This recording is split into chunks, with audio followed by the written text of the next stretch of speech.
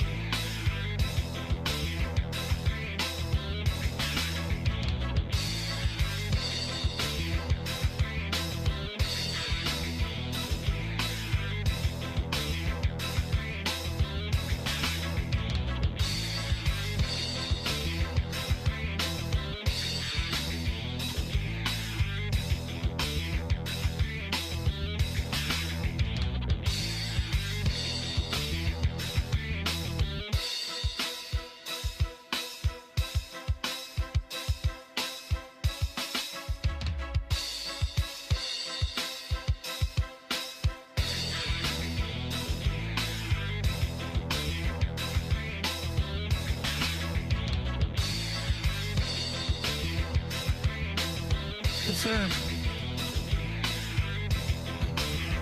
Steve, yeah, that's great.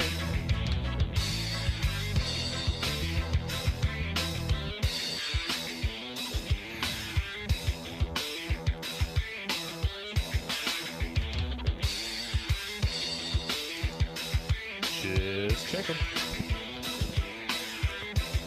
Hey, do you have your Sonny Barger obit ready for the show?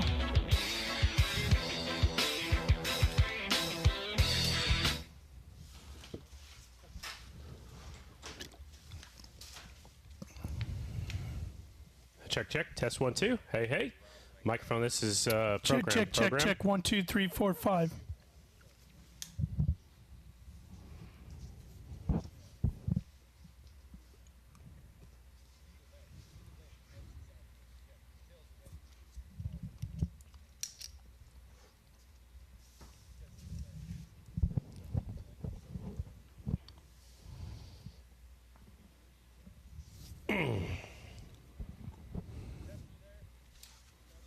Yep. Mm-hmm. Yep.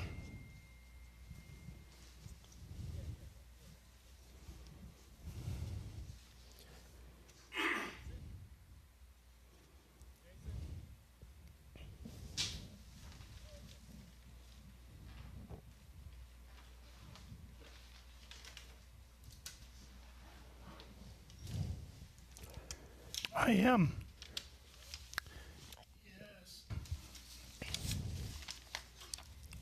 Chill. Yeah, I do. You look at pictures of me? Yes. Well, he answered you once on program. You didn't say nothing.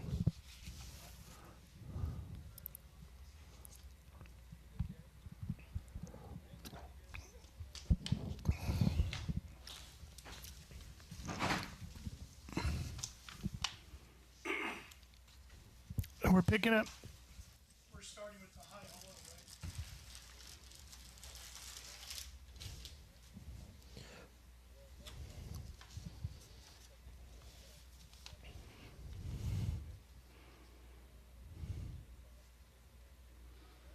right? Mm-hmm. Hi, everybody, and welcome to Upstate New York. Ralph Shaheen alongside. It sounds weird. Check. 1, 2, 3, 4, 5, 6, 7, 8. Hi, everybody. Welcome to Upstate New York. I'm Ralph Shaheen alongside Scotty Dubler.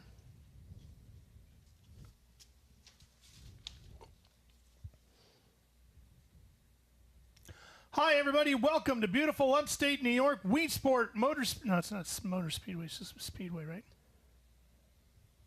Wheat Sport Speedway. There it is. Yep.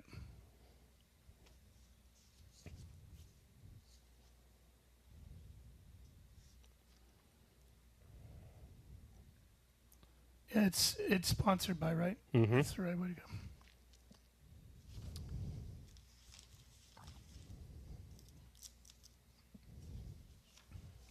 Hi, everybody, and welcome to beautiful Upstate New York in the Wheat Sports Speedway. I'm Ralph Shaheen alongside my good buddy Scotty Dubler. We're here for the Mission New York Short Track, sponsored by Mad Max Indian Motorcycle. And Scotty, this is one of the nicest short tracks you'll find in the country. Well, the track is beautiful, but more so, the facility is awesome too, and they're very welcoming. It's our second short track of the season. It's a lot different, Scotty, than the Laconia short track that we ran over in New Hampshire earlier this season. Laconia was a real short track. This one, Ralph, has some banking. It's going to be fast. A couple of different lines will form, and it's D-shaped. It goes arcing out around the back straightaway, then a hard left-hander into turn number 3. And they've made some changes here since the last time American Flat Track was here. They have brought the inside walls in about 14 feet, so you can run way down there on the bottom, make it a little bit tighter short track. We have a arcing turn into turn number 1, high banked, and then down that D-shaped back straightaway, and they dive deep into turn number 3. One thing about short track racing is it's very tough to pick a favorite to win.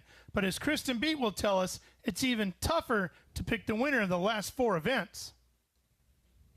Yeah, I stumbled a lot on that.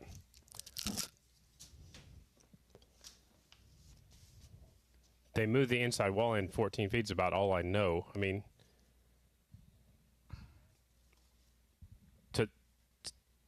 okay, all right, yep.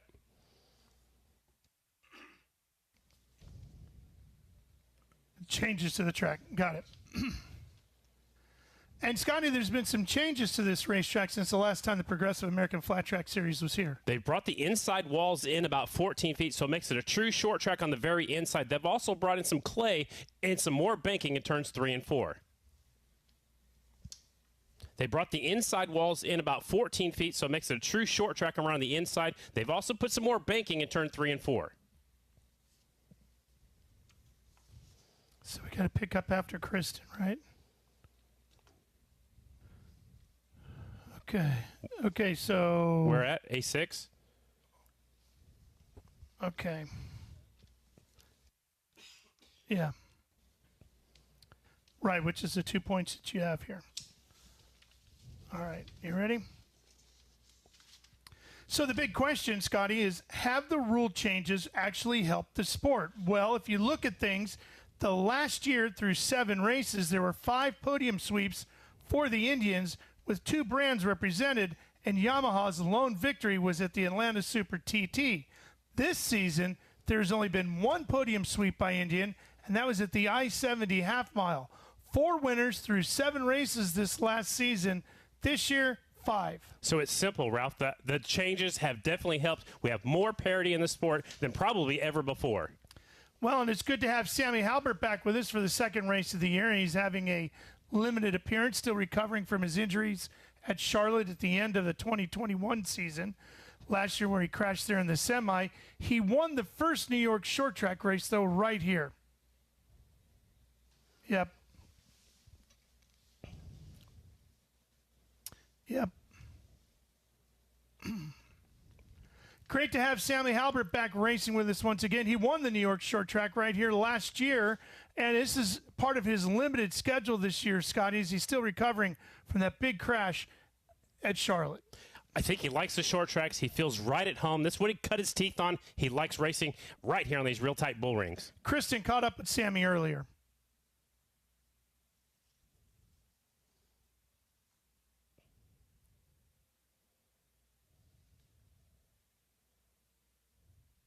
Okay, you ready?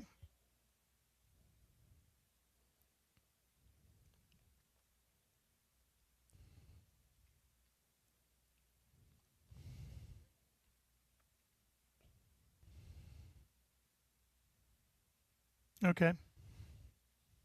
And Scotty, Sammy was competitive at New Hampshire a few weeks back, so a couple more weeks of recovery. I expect good things out of him here. Absolutely. Watch for him to be out front. If he qualifies well, he's going to be a contender. Let's go ahead and move on now to the Parts Unlimited AFT Singles Series. And in this singles category, one rider has clearly separated himself from the rest of the field, and that's Cody Kopp. He's really been on a tear lately. He's on fire right now, Ralph. He's won 4 out of the first 7 rounds. This kid is unstoppable, and he's feeling it right now. Cody Kopp, of course, riding that Red Bull KTM. Kristen is standing by with a guy who understands Cody and his racing better than anyone else, former champion Joe Kopp. A8.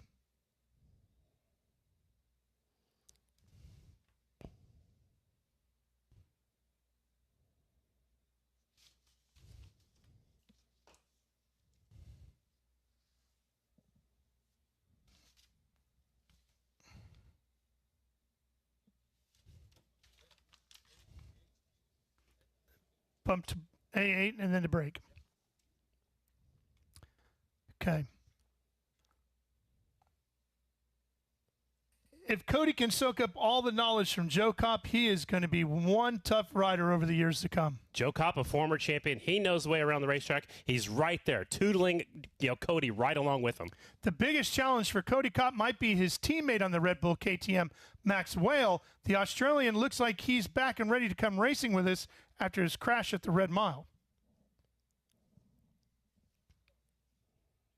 I don't know what to say. I just thought you could say something he's another exciting rider. If he's healthy enough, he should be strong.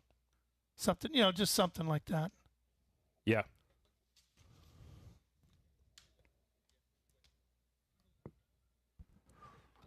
You want to take that out?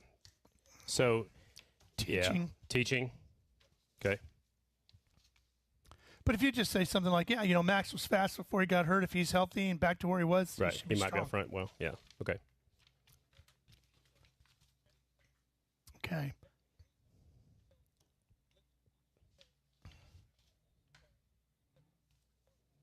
We'll hear from him after. Yeah.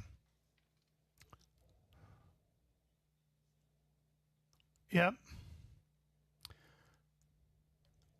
Well, one of the toughest challenges for Cody Cop, Scotty, might be Max Whale, his teammate. Yeah, Max, off an injury, had some surgery. He might be just as strong as he was before the injury. Yeah, we're going to keep an eye on that Red Bull KTM squad. Max Whale back after crashing at the Red Mile. We will catch up with Max when we return to the New York Short Track right after these words. And when we come back, it's the Parts Unlimited American Flat Track Singles up next.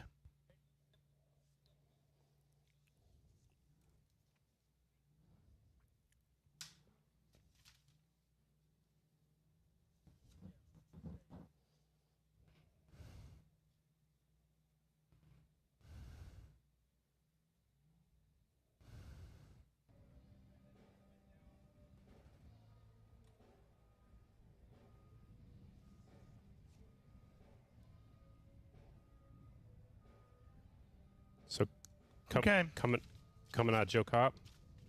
Okay.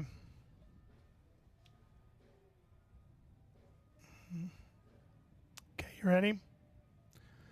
So, Scotty, another guy who might be, Scotty, another rider we need to keep our eye on in the singles category is Cody Kopp's teammate, Max Whale. Yeah, Max Whale looks really strong, especially on short tracks. He could be Cody's best competition here tonight. We'll find out how Cody, Max, and the rest of the AFT Parts Unlimited singles do. When we come back, they'll be hitting the racetrack. Sure. Shoy. I got him, B1. Yeah. Okay. The Progressive American Flat Track Series is being brought to you by Cat Rental Store, the official heavy equipment supplier of Progressive American Flat Track, and by fanschoice.tv, the official live streaming platform of Progressive American Flat Track. Catch all the bar banging action live by subscribing to fanschoice.tv.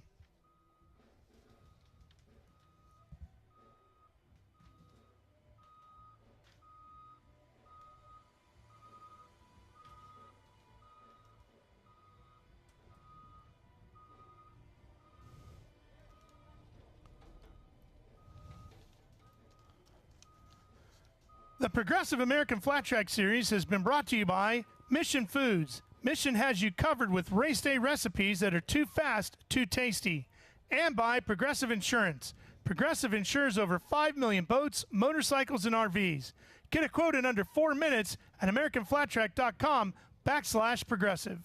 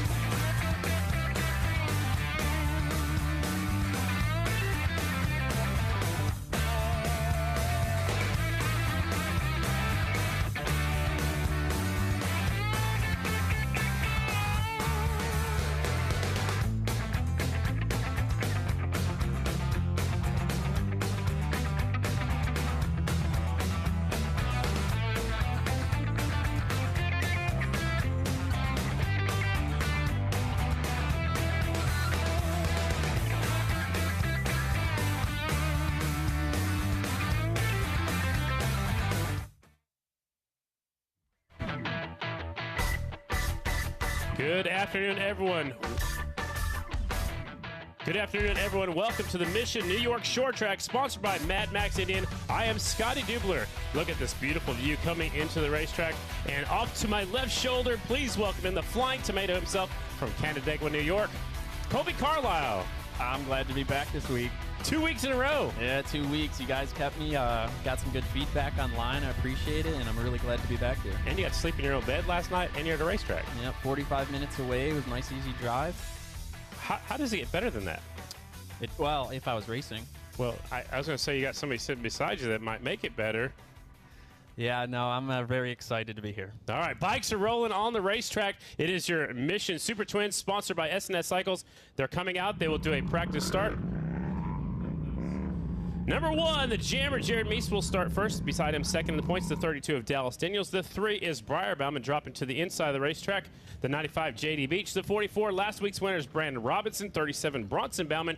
The 20 is Jared Vanderkoy. 67, Davis Fisher. 52, Shayna Texter Bauman. 62 is Dan the Man, Dan Bromley. 72 is the wonderful Fager. And last year's winner of the 69 Slammin', Sammy Halbert. Here we go, Colby. Practice is on the track. Yeah, it's good. I'm surprised I didn't look at the pre-entry, but Dan Bromley's racing in the Super Twins class today. Yeah, I thought he'd give it a shot and might as well. So he's out here actually on the same bike he rode earlier in the years. We have the 3 bike on the screen. That is Briar Bauman. That's your factory Indian bike out there. Yeah, I'm really excited to see where the line develops here. Last year we had a couple tracks of D-shape, so on the backstretch you can either go low or high. It's going to be interesting to see what evolves. There's a lot of sunlight out today, and we'll see how much moisture is in the dirt. Well, Mother Nature did put some moisture on the racetrack last night. They put some calcium chloride on it at 1 o'clock today. Then the water truck came right back out. But Briar's running out of the middle of the racetrack. He was a little bit higher on the last lap, but he looks pretty racy already. Yeah, he's looking good. Briar's going to have a good outing today. The big thing here is going to be turn 1. It's super tight, super fast. So Briar's got that already figured out. He's right up to speed. Well, they have made some changes to the racetrack. You told me a few minutes ago you heard about 5 different changes. We don't know which is accurate other than they've moved the inside wall in, and it's a little bit more banked down here in 3 and 4. Yeah, last year it was always super tight going into 1. I remembered that specifically. Coming off of 4, you get tight up against the wall, but it looks really good right now. There is the younger brother. That is Bronson Bauman on the latest motors, Harley-Davidson XG 750. Oh, the only Harley-Davidson in this class. It's good to have him out there. I like seeing the Harley-Davidson out there, the varsity and the classes. Yep, he looks pretty good. He was racy last weekend, but worked his way up towards the front at the end of the race. Right now, Briar Bauman's got the top spot with a 1:8.512. That's a pretty quick lap around here. Fast. It's good to see him get right up to speed. You know, he's coming in with a mindset today, obviously, that today's going to be a day, you know, it could be a turning point in his championship. So how hard is it to switch gears? I mean, like, he's been pretty discouraged. He's talked about it a couple different times about the rules change, and now we've seen, you know, so many different winners the past few rounds. He hasn't won since the season opener. No, and it is really tough. He needs to, you know, today could be that day. Like at Lima last week, he looked really good. Laconia, he looked really good, but he was still down on himself. But today, you know, set and fast time, he's obviously got the right mindset coming in. Yeah, the fast time was a 1:8.512 by the 3 bike of Briar. Now we switch gears. Mission Production Twins, that is sponsored by Vance & Hines. This is your class, Colby. Here are your competitors. We got a 1 point battle between the 33 of Jesse Janish and the 1 of Corey Texter. It's going to be good today because Jesse last week, he was not that interested in Lima. He said coming into it, you know, it wasn't his deal. I just want to get through it.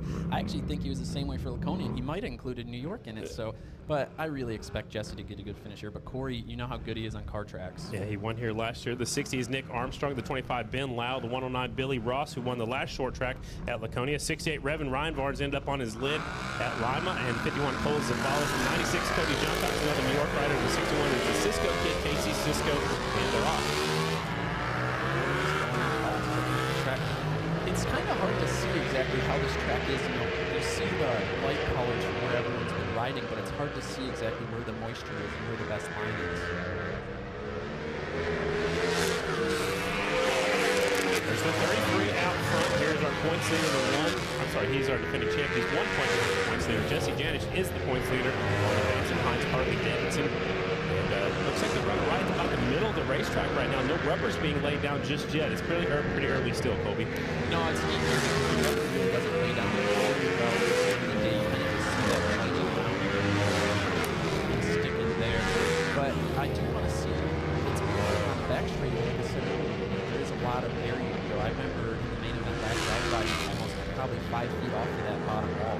Do you have to change gearing on your motorcycle if you're going that wide? Yeah, you can. If you practice, just kind of the track. Obviously, the shape's a little bit different than the wall around. It's better to me. No one's been up close to the wall in turn 1 there. Last year, we had to be And Corey Texter right there, he's trying really far down the bottom, which that's where the moisture will go down the racetrack because it's baked like that, right? Yeah, you see him not riding wherever he wants to go. You can easily see that he's in the dark brown stuff, which is where moisture is obviously, as that's where water is. That's the shortest way around. Look who's on top of the leaderboard right now. It's Rev and Ryan Barnes with a 19.003. That's a pretty quick lap, too. That is fast. Jesse, where he's riding, I want to see his line choice compared to Corey's. Jesse with the 33 by 19.102 as the checkered flag is out. And that's the two-time champ Corey Texter in his final season here in American Flat Track. Barnes at the top spot. That's only been one group. We have 2 groups of riders in our Mission Production Twin, sponsored by Vance and Hines class. And we got a couple of riders we want to talk about in this next one that will lead them out. The 34, Cameron Smith, got the call on Sunday morning to fill in for Johnny Lewis. So he's on the Royal Infield, the 34, Cam Smith, who is really fast at this racetrack. 43 is, we're going to call him the spoiler. That's James the Rocket Rispoli on the Wally Brown Racing KTM. 15, Mikey Rush. Good to have him back out here. Jordan Harris, the 77 Kawasaki. Ryan Wells on the McGrain Racing Kawasaki. 45 is Shelby Miller. 22 is Mitch Harvitt. 16 is Garrett Wilson. And the 30, the longest name in flat track, that is Brock Schwarzbacher. It's so long, it overlaps each other in this little square, Colby. Look at that. Can't even read it. We need a better printer. Maybe you can do that next week. No, it's great to see Cameron Smith out here getting that opportunity on the Royal Enfield. He had such a hard, right before the main event last week, he had some bike difficulties, and that made him have to go back to the back row.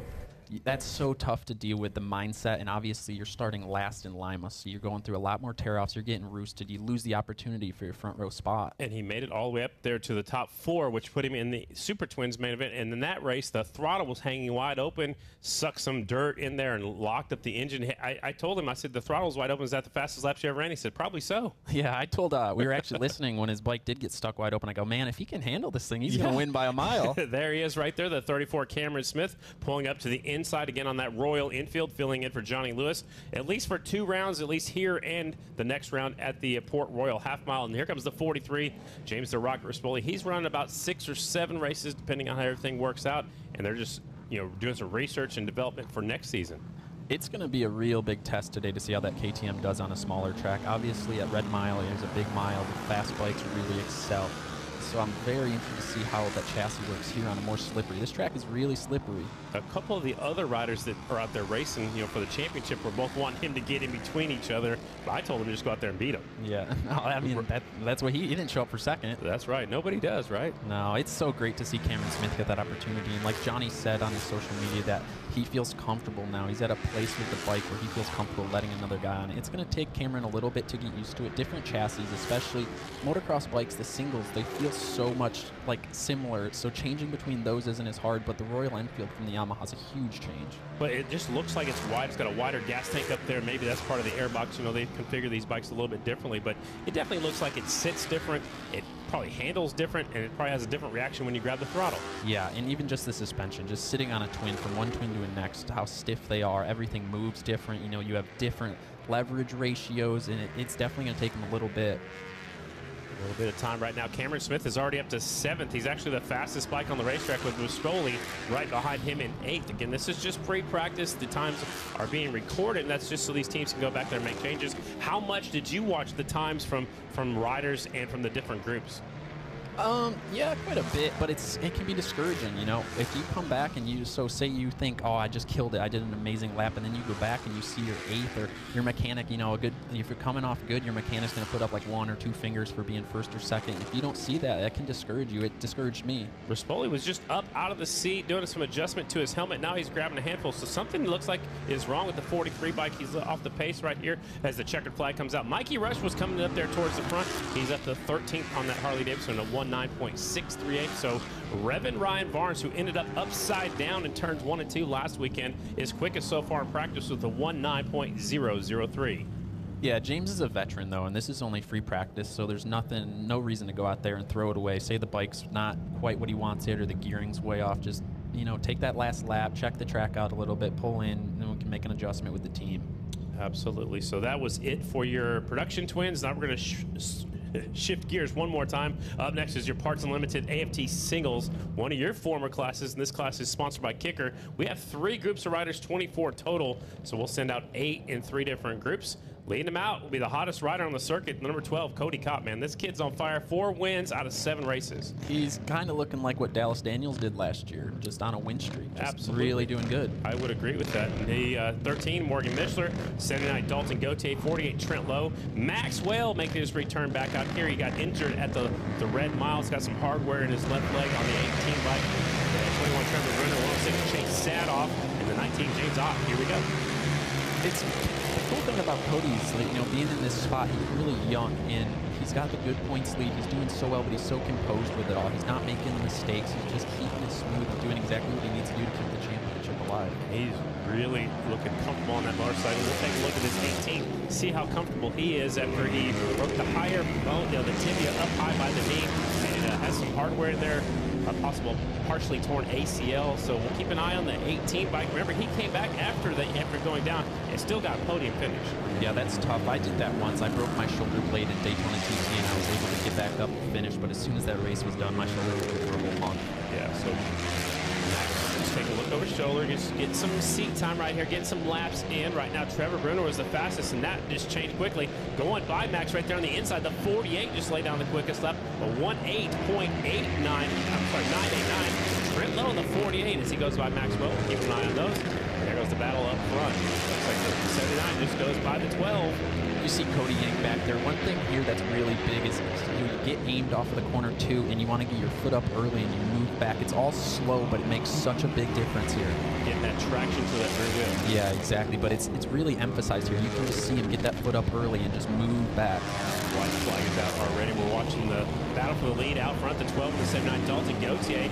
He actually injured himself here last year, twisted his foot backwards, and still won the race. Yeah, no, this is a good little battle here, a little insight for the night. Preview what we're going to see later. That's the 79 going at it. Dalton Gauthier. He's going at it up there with the 12 and Cody Kopp. Kopp is third. There's Trent Lowe still at the top spot as the checkered flag comes up. A 18.989. Bruner sitting second on the 21 bike. A 19.028. Cody Kopp with close third, 19.126. So they're all really close in those top 3 spots. It's cool to see Trent Lowe up top. I think he's one kid that he's a little bit of a sleeper. He's not getting talked about quite as much as some of the other guys, but man, he's been consistently there every week. Well, I've picked him to win a couple times, and he's let me down so far. So this might be the night I need to pick him tonight. Well, I mean, consistency is what pays off. When I won my championship, I didn't win anything. Oh, all right. Well, you won the championship. That's all. That counts, right? Yeah, no, we took home the big bag. The big prize. Group 2 rolling onto the racetrack. The 26 of Aiden Rusevens. The 99 Kevin Stallings. 54 is Michael Inderbitzen. 113 Gage Smith. 24 Hunter Bauer, the Canadian rider. Travis Petton's on the 82. 80 is Brandon Kitchen, the broiler. And Jared Lowe, Trent Lowe's little brother, number 63. Those are the bikes rolling onto the racetrack right now. A bunch of Hondas in this one. Gage Smith going for that Rookie of the Year. He's got to catch up to Chase Sadoff. Both those 2 riders have used their provisionals, so they got to continue to make main events on their own now. And this is more Gage Smith style of deal. I believe the Oklahoma, they kind of slick through the track. Yeah, he's got a nice little practice back in his backyard where you can lay it over and practice putting the traction of the rear wheel coming off the corners. Yeah, this track's really slippery. So, like, when I say they're getting their foot up and their weight back, they can do that just because it is consistent, but a lot of the times when you're doing that, you're just spinning most of the way down the back straightaway. And the back straightaway here is turning the whole time, so you're not on the meat of the tire like the center, you're more on the side of it, so that makes it even harder to get the traction. So you think about some tire wear issues? No, not so much, because it's not going to be that abrasive, but it's just tough because coming down the back straightaway, you're leaned over, so you're starting to lose traction the more leaned over you are. Group 7's running the high line. He's got company coming up the inside. Here comes a 54 of Michael Inderbitzen. That's the first impression of the race team. They got the blue rims out there on those Hondas. He's chasing Route 7. I go take out on by. Inderbitzen's extremely good at this place too. Like, he rides at Lodi a lot of the time in California. Very similar, very slippery clay track. So is that throttle control really plays a factor? A lot of factor. And one thing you'll be able to see easily if someone does get too happy on the throttle, they'll throw it. It'll go sideways and they'll have to let off a little bit. But yeah, just it's so interesting. You can't see how slippery it actually is on the TV. Looks like It's a lot smoother than it was last year. Nobody's really getting up there by the air fence down here in turns 1 and 2. So the changes to the track looks like they definitely have done some help to the racetrack as the white flag comes out. Bruce Evans goes all the way up to the air fence. Yeah, and it's good to see. The track changes obviously made a big difference for the safety factor going into 1. It did get tight there a lot of the times, but look at, we're getting side-by-side racing 3 wide now, and it's so smooth and it's looking good. And it's only practice. Yeah, exactly. And if we can get rubber laid down, top to bottom, and give the guys options, it's going to be like another Lima deal. Where it's anybody's race? Anybody's race. All right. Or like, Port Royal, where we'll go to next. There was rubber from the top all the way to the bottom of the racetrack over there at Port Royal on the half mile. So the fastest bike on the racetrack, taking a look through the leaderboard, looks like Gage Smith got up there to the 10th spot. Travis Pettin was out there. He is 9th on that number 82 bike. That's the Waters Auto Body KTM. And his teammate this weekend is going to be the 110 of Damon Ream. He'll be up in the next class. This is another track, too, where you kind of got to tell your rider, you got to really coach them on, you go slow to go fast. You don't want to be too happy, because if you give it too much gas, you're just going to spin, and you'll never be able to get it back down the back straightaway because you don't ever get up on the center of the tire. Colby, you know, as a racer, it's hard to slow down to go fast. Yeah, I was good at it, though. I liked it. Maybe that's not a good thing, but I was able to do it well. Group 3, 55 Tyler Raggio, 119 is the kid Logan McGrain, 110 is Damon Ream, 91 Justin Jones, 49 is the California kid Chad Coast, 56 Jordan Jean, 57 Ian Wolf, and the 176 that's Jacob Walter. Here we go, the final group, first round of practice, AFT singles. I'm just glad the track's so smooth, and I really hope we do get the opportunity where it does get rubber like Port Royal did top to bottom, and then it's just all about throttle control and good line choice, and then we get racy. You want to take that boot off and put on some real boots and go out there and give it a whirl? No, not too much. Okay, you wait a little bit. Yeah. All right, green flag's out. Here we are. This is the front straightaway right here.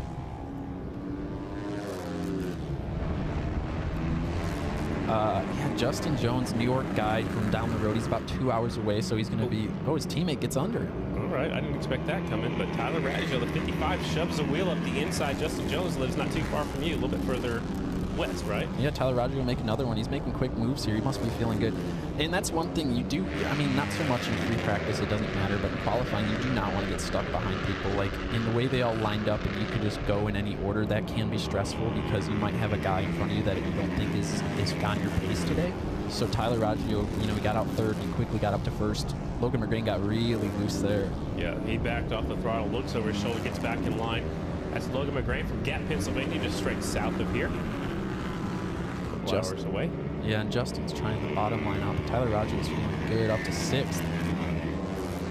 There's the white flag out. There's Justin Jones on the 91 from Hawley, New York, and going up to the race, up higher side of the racetrack, 119 Logan McGrain. Here comes Ian Wolf, the 57, is showing a wheel, trying to get up there and make his way towards the top of the leaderboard. So far, there's not been very many changes actually in this group. Looks like the fastest rider is quite a ways down. No, and it'll be interesting to see how the water they put on will affect the track for the next session, see if it speeds it up or slows it down and how much rubber it starts to take. So Trent Lowe is going to be unofficially your fastest rider out here in this first round of practice, the only round of practice with a 1:8.989. I'll be stealing my notes up here. Now everybody's going to know that you're using my notes, so... I just wanted to look at Trent Lau's stats. So you're looking at the points. I see what the you're points. doing. All right. So that was it for the first round. We do have 4 classes racing with us here today. Up next is the Bultaco Invitational, the Bultaco Astro Invitational. Have you ever ridden a Bultaco yet? No, I tried. We had one that we tried to get going, me and Andrew Butler, but we couldn't fire it up, so no go for me. Well, here they come onto the racetrack. I have the starting lineup in numerical order. 14 is Jim Stump. 23 is Lance Jones. 32 is the Jet Jackie Mitchell. They're going to go straight out to work. 61 is Chris Weiss. 64 Charlie Roberts. 74 Eric DeWitt. 95 Steve Flack. 101 Pistol Pete DeSantis. And the 997 is Brian McGuire. We got 9 entries here today on Bultaco Astros, which are motorcycles made in Spain. And they're purpose-built flat-track bikes way back in the day. If you talk to any one of these guys, they will fully tell you this is the best motorcycle ever built. Oh, the favorite motorcycle of the truck. Our producer actually has a Bultaco shirt on right now as we speak. Oh, wow, I didn't see that. He's hardcore. Why isn't he out there?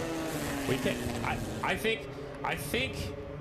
I I think he's a little bit too big to ride one of these things. I don't think it would go quite as good. If you hop on one of those Estenson ones, it'll go. Yeah, the blue and white ones. Yep. And that's the Estenson boys out in front. Charlie Roberts, the 64. Jackie, the Jet Mitchell, right behind him. They got the top 2 spots. You called that one. Yeah, we got a red flag out there. What'd you do that for? Where do you see that? I'm a racer. I see these things fast. I hope everyone's okay. So we already have a red flag in the Bull Tacos. Oh, there he is. The bike went down. Looks like the 6. I don't have a 6 on my list. I don't have a 6. Must have forgot the transponder. Last minute entry. Forgot to put the gas in. Well, he went down. You can see the skid marks over there going in that corner. Here comes the safety crew to help push him out of the way. So the first red flag is out for the Did Charlie tell you he was retiring? I've heard that so many times. He came back.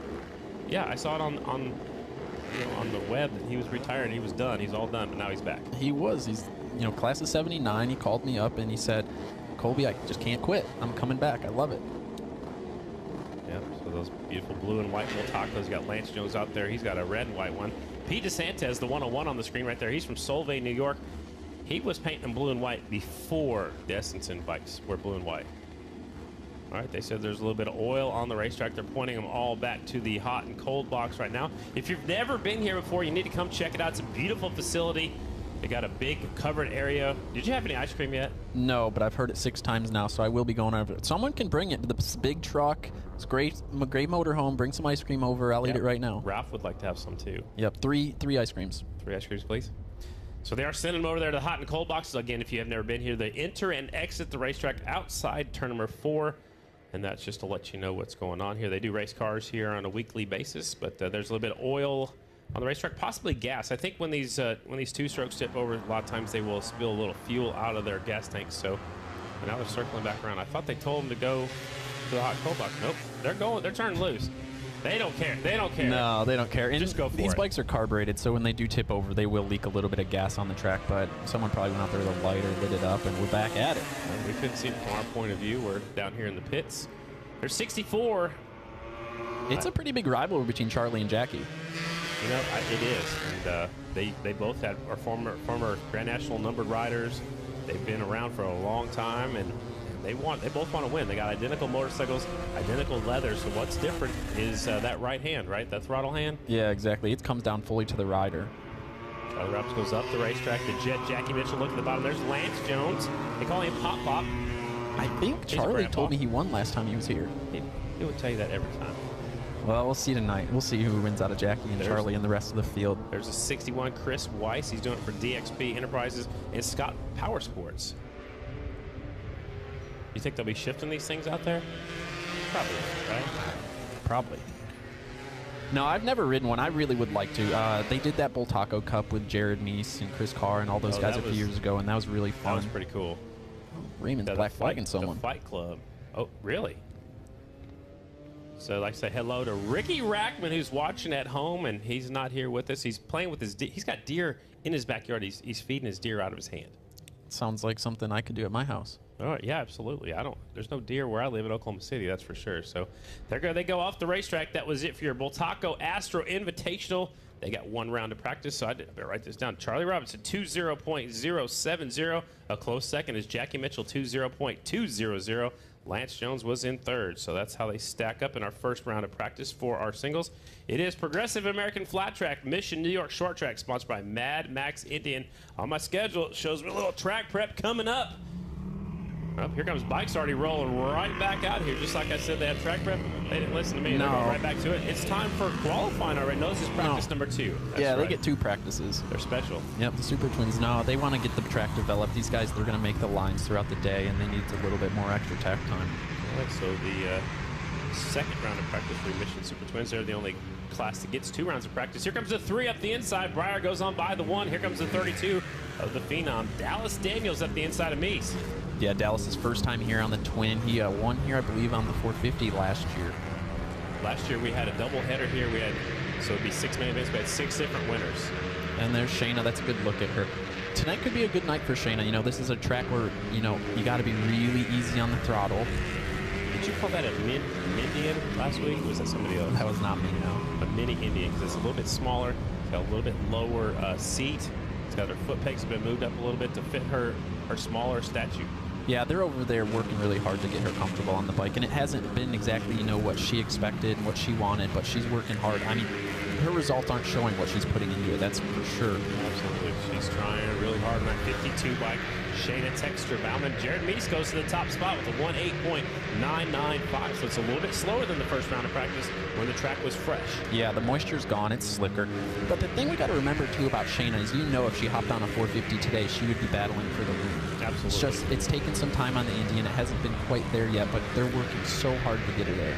Absolutely. So Breyer goes up to second with a 19.082. Shayna goes way up the racetrack. At the same time, her husband goes up the racetrack on the opposite. No, that was Jared Meese went up on the opposite side of the racetrack.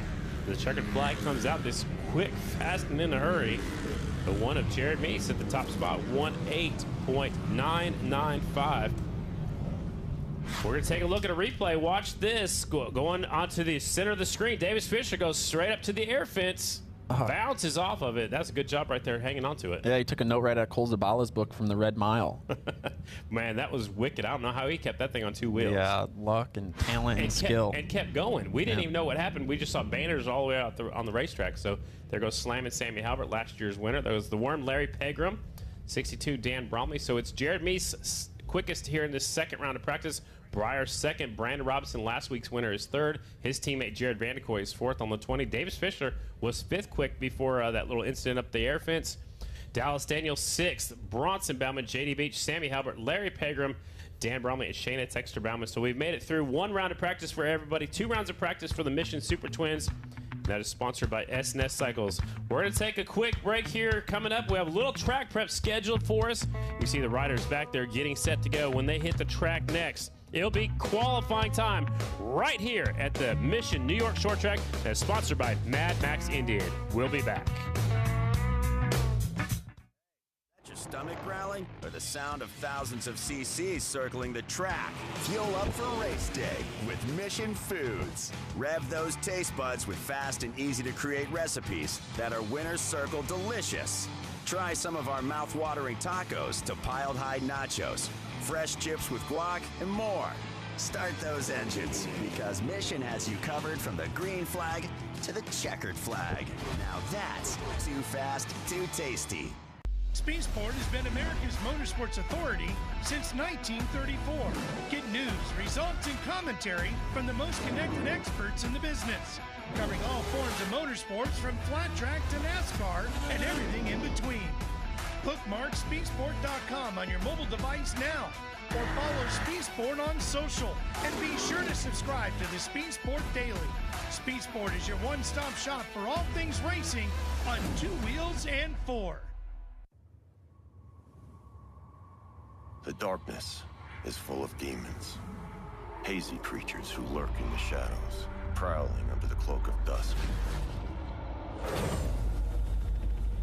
But we're not demons. We're beasts.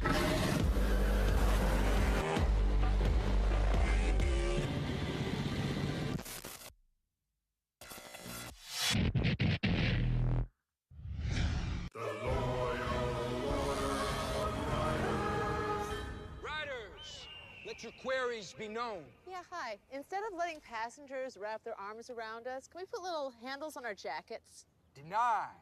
Can you imagine? I want a new nickname. Can you guys start calling me Snake? No, Brian. Denied. How about we all get quotes to see if we can save with America's #1 motorcycle insurer? Approved. Cool. Hey, if Brian's not going to be Snake, can I be Snake? No. Al Lamb's Dallas Honda is proud to sponsor the Al Lamb's Dallas Honda Singles Challenge. It's a winner-take-all, $2,500 dash for cash. Enjoy the fastest and richest 4 laps in AFT singles racing. Al Lamb's Dallas Honda, dallashonda.com. The 2022 season will see new challenges for Royal Enfield. More racing, more racers, and more energy than ever before. For the first time ever, the Moto Anatomy powered by Royal Enfield team will participate in the full calendar, including the miles and build train race grid expanding to 15 riders and 7 races. More action than ever before. SENA is proud to be the official motorcycle communication system of Progressive American Flat Track. Ride connected with industry-leading mesh and Bluetooth communication systems, plus sound by Harman Kardon speakers and microphone. Head over to the marketplace to demo one of Cena's premium motorcycle communication systems today. Tom Duma Fine Jewelers is proud to be the official jeweler for our 8th year to Progressive American Flat Track, providing championship rings for each class in 2021. TDFJ wants to be your jeweler. Check us out online for all your jewelry needs, from engagement rings to fashion jewelry to watches, in all price points to fit everyone's budget. Shop like a pro. Shop TDFJ.com. Klotz Synthetic Lubricants is proud to be the official lubricant of American Flat Track. Family owned and made in America since 1959. Klotz has built its reputation by answering the call of racers and performance enthusiasts who won't settle for anything less than superior synthetic lubricants. Racers and performance buffs around the world rely on Klotz to get them to the checkered flag. Order today at KlotzLube.com. Mobile View has been providing state-of-the-art LED video screens to sporting and special events throughout the U.S. and Canada since 1999. We use our vast experience of thousands of events to help guide the process of finding the right size screen to help make your event a memorable experience for your fans and sponsors.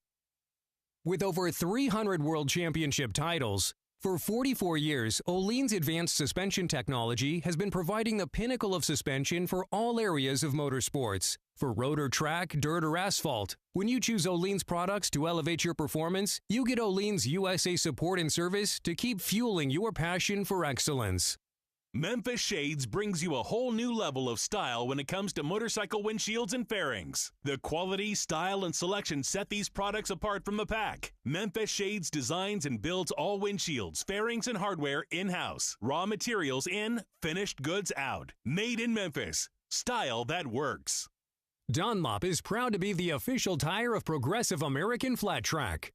What we learned from racing is rolled into our production tires, such as the Dunlop K180.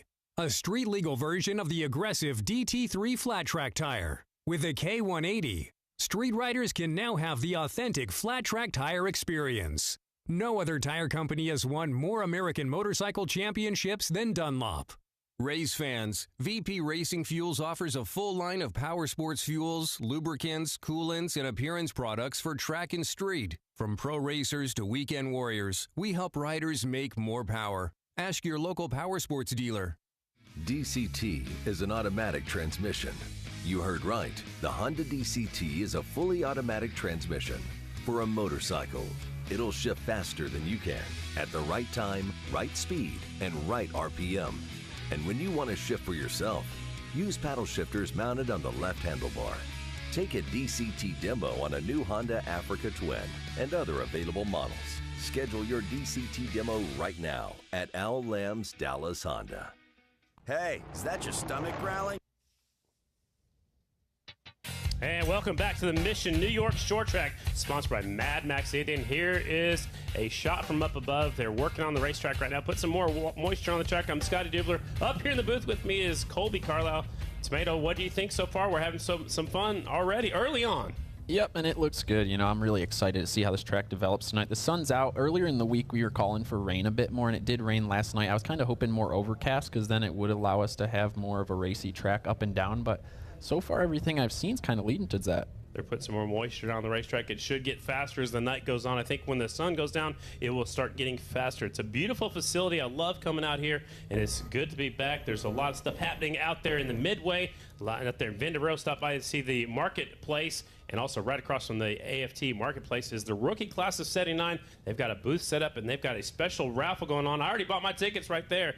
I want this pipeline poster. This thing is really cool. So I was buying my tickets a little while ago, and Charlie Roberts is going to tell us all about it.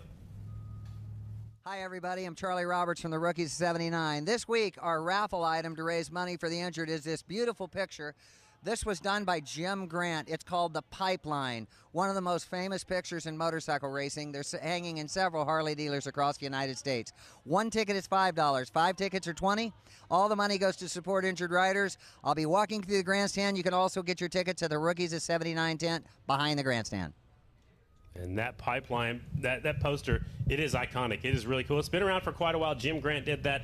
Do you have one of those yet? Have you ever tried buying one, or do you have one? No, and I'm pretty young, but I still remember that. That's a very iconic picture. Look at that. There's the Estenson rider. That's Trevor Brunner out there trying to watch what's going on the racetrack. Yeah, I always did that. It's really important to see that, especially, you know, the track's really fresh right now, so you're not going to get quite as good of a view, but you're going to be able to see where Jared, Breyer, all the top guys right now are riding on the track. T-Money's out there. He's the only Yamaha out there in the singles class. Is that a benefit? Does it help anything that you don't have anybody to bounce anything off of on that singles class? Oh, that's really cool. If you win, being the only Yamaha, it makes a big story. Absolutely. So it looks like they're rolling in the track a little bit.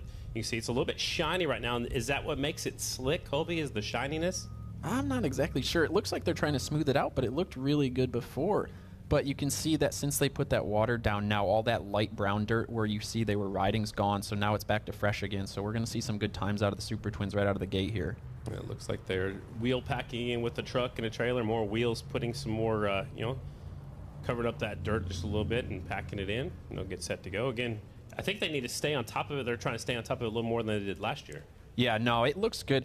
And I do like those track changes. Obviously, it's made a big difference in the safety factor. You saw Davis get into it a little bit there, but last year there was quite a few more riders right off the bat that did get super close to that and rip the air fence, the banners off of it. There's the Barry. Corey Texter's looking pretty serious going down here. That's actually Ken Coolbest Sr. right there. Yep, Ken Coolbest Sr. He's a good guy. He's seen a few races in his time. Yeah, his son's pretty good too. Absolutely. So Ken still works for American Flat Track, drives one of the race rigs, or maybe even the rig sitting outside beside it, but he drives to all the races and just loves being a part of it. Yeah, that's cool. And even with me, I'm just so glad to be here talking in the booth with you because I miss racing. I didn't want to sit at home. This is close to me, so I would have been out here anyways, but I feel so much more connected in the booth. Well, some of the people are seeing themselves on screen. Wave to everybody watching at fanschoice.tv. They're watching from all around the world. How cool is that, Colby? Oh, it's really, really cool. Yep. They picked a good race to come out to, too, and this being my hometown race, it's such a good facility. I'm proud to have this. That concourse is beautiful. Mm-hmm. The ice cream's really good once it gets delivered. Yeah. We're still waiting for a special delivery over here and findingthefinish.com. That's where we're at, findingthefinish.com. Special thanks to Raymond Rizzo. He's our chaplain, and he's part of Motor Racing Outreach. We went to his service a little while ago. That was pretty cool. I enjoyed that. Yeah, and that's really special for me. I always, right before the races started, Raymond would come up and say a little prayer in my ear, and that just brings such a peace to me. It's just such a special, it's a quiet moment, and it really just makes me feel safe. Absolutely. He is there for you. He's the assistant flagman. Unless something goes wrong, then he's usually the first one on the scene, first or second. The paramedics get there pretty quick. But then he'll go to the hospital. He's been to the hospital with you, and he's right there with all of our riders. Yeah, and he was there for me when they were fixing my ankle, in a nice way to say it. But yeah, no, him and my mechanic both stayed all night with me and kept me feeling calm, and it was such a troubling time for myself, but with those two there, I felt a lot safer. Also, I want to talk about the rookie class 79 a little bit later on, but it looks like the bikes are rolling up to staging right now.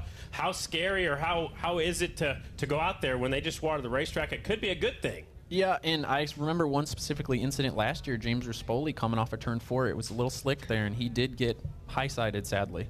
Absolutely. So it can happen. So the production twins have rolled up there to the staging area. It's Mission Production Twins, sponsored by Vance and Hines. 33, Jesse Janish on the Harley-Davidson has a 1-point advantage over the number 1 of Corey Texter. The 60, Nick Armstrong. 25, Ben Lau riding the Harley. 109, Billy Ross, the Laconia winner. 68, Ryan Barnes was fastest in practice. 51, Cole Zabala. 96 is Cody Johncock. 61, Casey Cisco. So they told him in the riders meeting, the first round of practice and the first round of qualifying, they come out here and get a practice start, not on the front row, but back here a couple of rows back, so that way they don't burn up the good starting spots in that front row. So I like that they do that. Did you like getting a practice start when you came out? Yeah, no, for sure. You need the practice start because especially here on a clay track, it's harder to pass on. So if you can get a start, it makes your life a lot easier. But here, you don't really ever know what kind of consistency the clay is going to have because sometimes there's going to be a lot of traction on that line, which looks like the scenario right now. It looks like there's some wheelies and you're not spinning up so much. So you can practice starts at home, but there's nothing like getting a practice start on a racetrack that we're racing on. It's a lot different. And they can do a practice start today and it feel like this, and then tomorrow it could be completely different depending on the prep. Even later tonight, it could be completely different. At least they got a couple of opportunities to feel the launch off the line, know when to shift gears before you get into that first corner. As out front is the 33 of Jesse Janish, 1-point lead over Corey Texter. Looks like he's got company. Here comes the 25, the Holly Hot Rod, Ben Lau. Talked to him on my pit walk, and I'm not going to give away too much, but he has the ability to change different motorcycles throughout the year, depending on which racetrack he goes to. That's a good advantage, having that. He's got the Yamaha and the Harley-Davidson both available to him, and we saw how good he was on the Harley last week at Lima. Absolutely. So there's the 33, Jesse Janish. He's on the Vance & Hines XG. He's going way up the racetrack, and we just caught a glimpse of Cody Texter. He's way at the bottom of the racetrack, so 2 different lines starting to form. Yeah, and you can just change so much here. You can do low or high, and obviously it's both working out right now, which is going to be good later tonight. Chris Carr would call that the mini bike line. I mean, whatever's fast. Well, whatever works, right? Yeah. If it's the fast lines around the bottom, that's where I'm going. And Corey's really cutting it down low there. So we got a new quick time, 19.085. This is qualifying. We take the fastest lap from either this first round or the second round. And here comes the 68 now on the back tire of the one. A couple of Pennsylvania riders out there. And Corey corrected me over the week. He said, when we were talking about the PA tracks, he said there's 1, maybe 2 cushion tracks. He cut his teeth on tracks more like this. Yeah, and Corey, he always was really tough at these car tracks. This is a little bit different of the kind of car track, but look how close they all are. 6 guys are within 1/10 of a second right now. And we got a new quick time out here in qualifying. I don't think Corey knew that Varnes was coming up behind him, and on that very last lap, coming to the checkered flag, Ryan Varnes goes back to the top spot, 18.869. So he's 2/10 faster than he was in that first. No, actually, he's a little bit faster than that even. So he's fastest in practice. Now he is fastest out here. The 68 is the quick bike.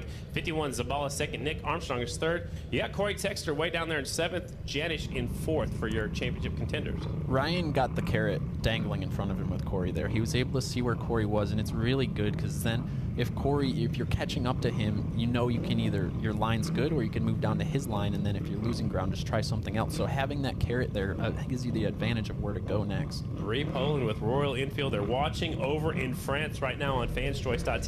Their rider this week's the 34 of Cameron Smith. He's in this one. There was the 43 of James Bristol. 15 is Mikey Rush. 77 Jordan Harris.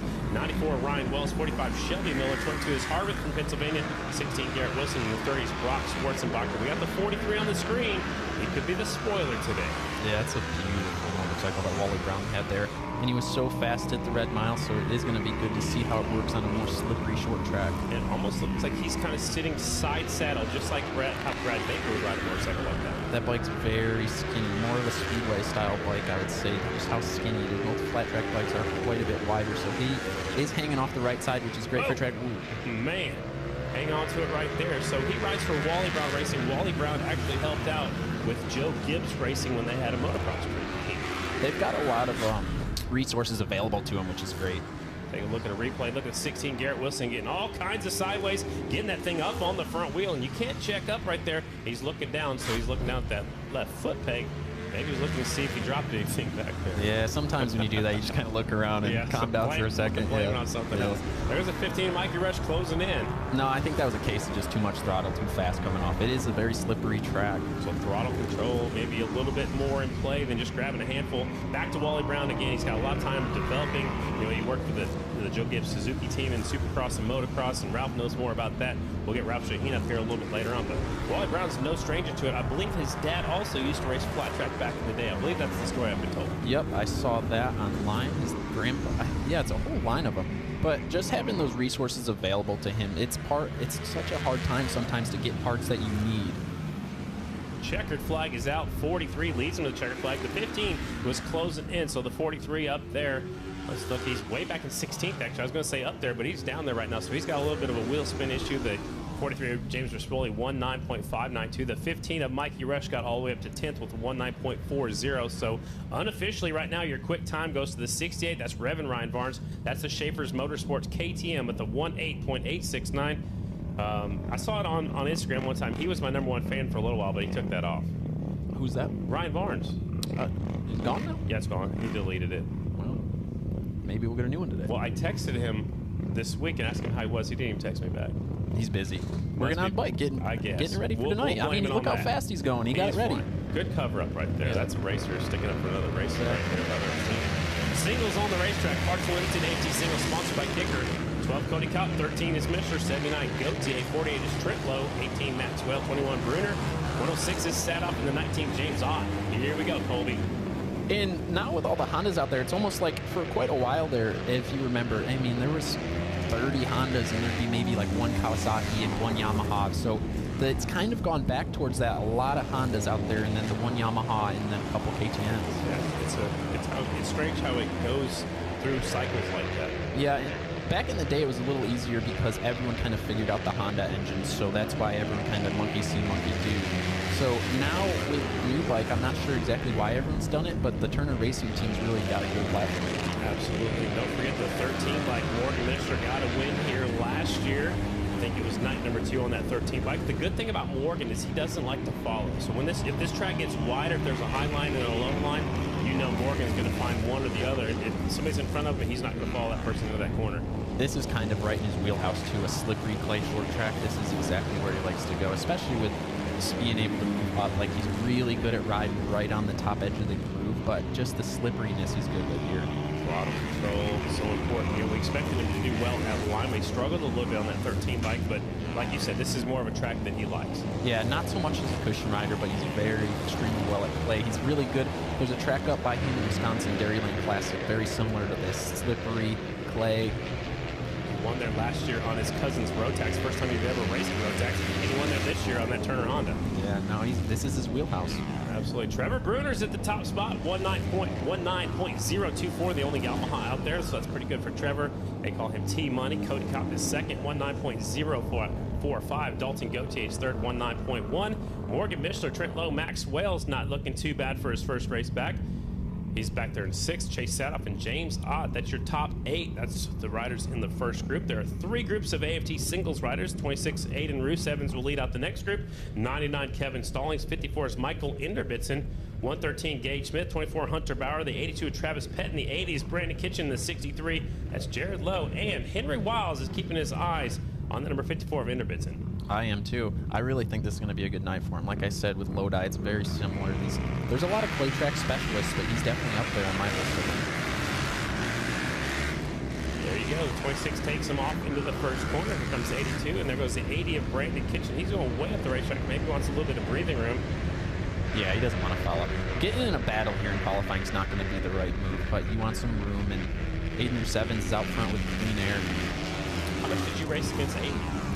No, I don't think I ever have. His story, he raced little mini bikes for quite a while, went racing some sprint cars and some quarter midgets and stuff like that, and then came back to the flat track. It's impressive that he's able, because I do know that story, he was able to adapt so fast back to flat track because he took such a big break there.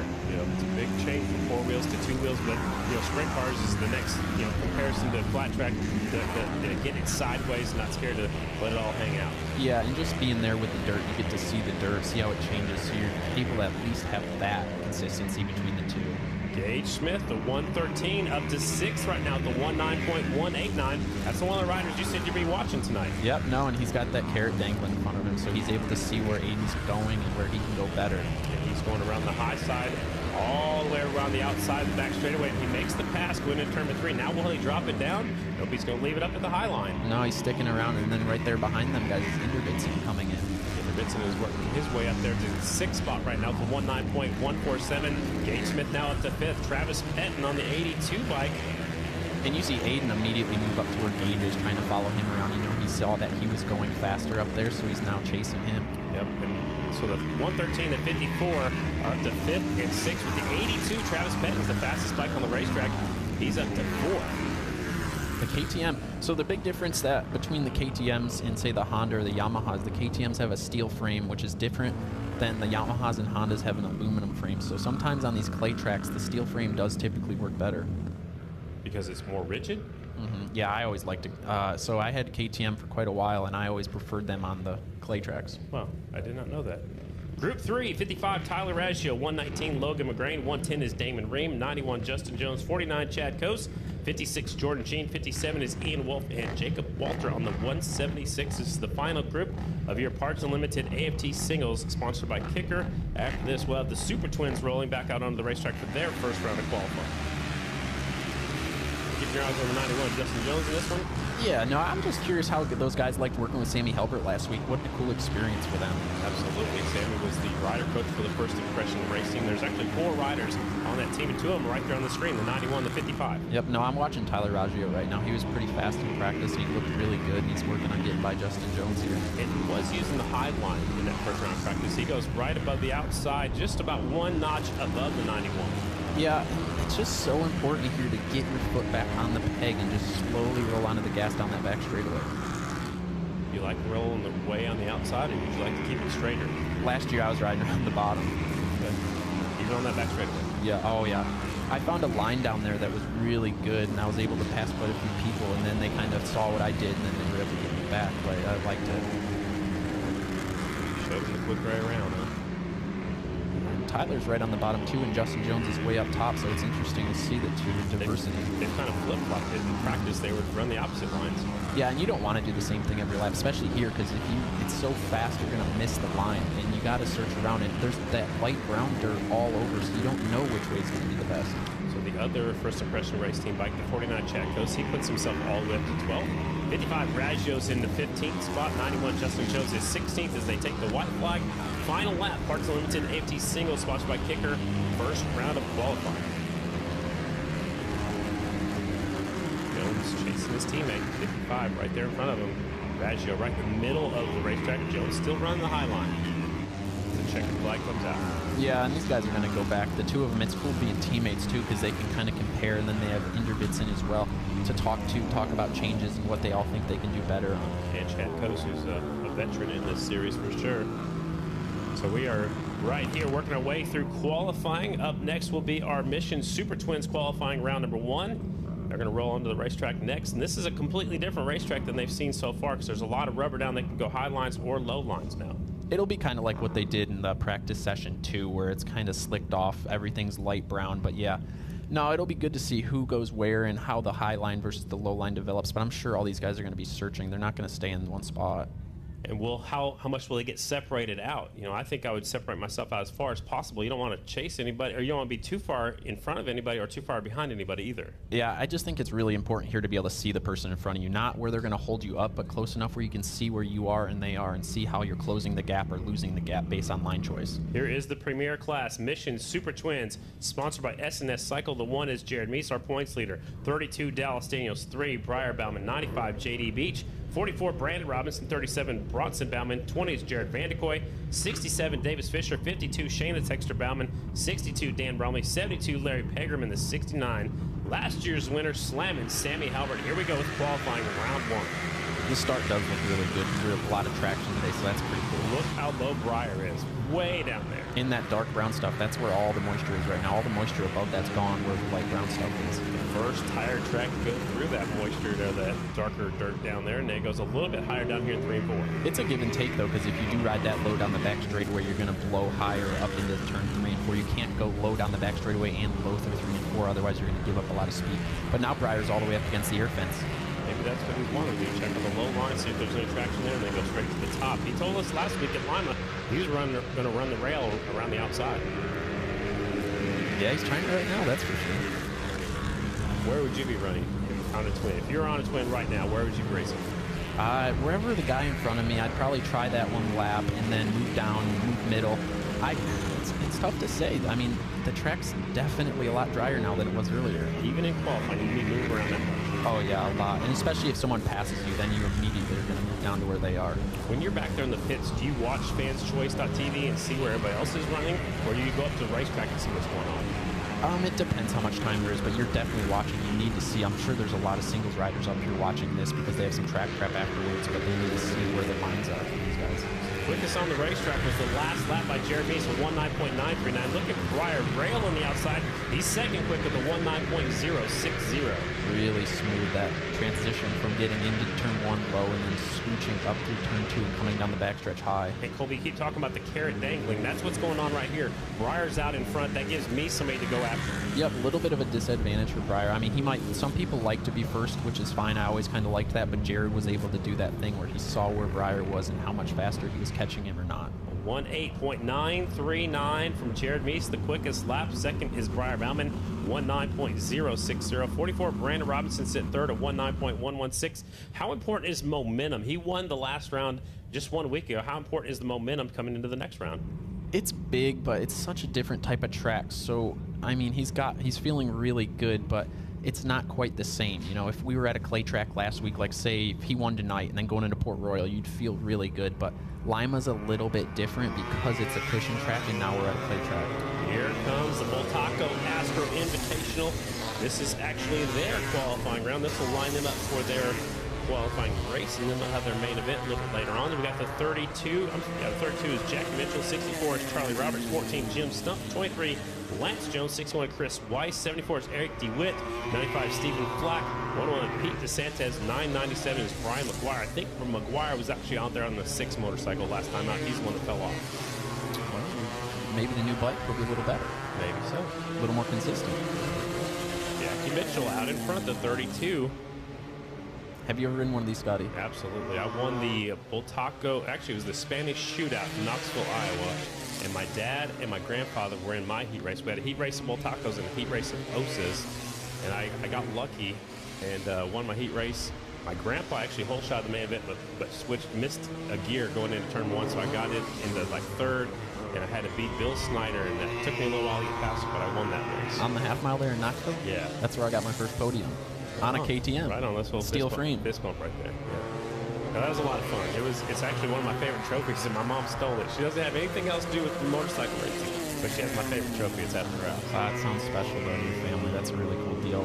Everybody on my dad's side loves flat track motorcycle racing. I'm sure they're all tuned in right now on TangentJoyce.tv. Yeah, I'm for sure your grandma's watching. Yeah, absolutely. She doesn't miss a race. No.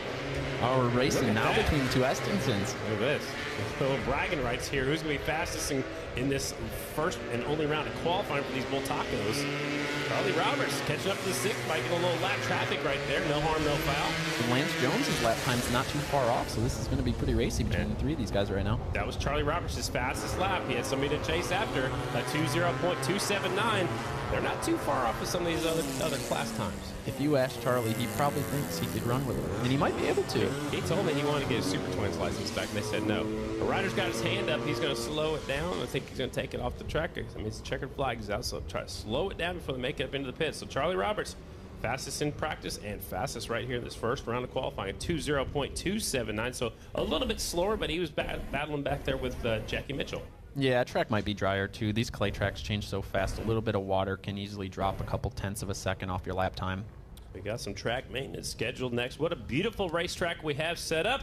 We've been through one round of qualifying for all of them. We'll come back through with a little track prep when we come back. Qualifying round number 2 here at the Mission New York Short Track.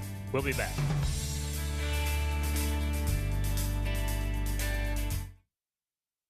Speed Sport has been America's motorsports authority since 1934.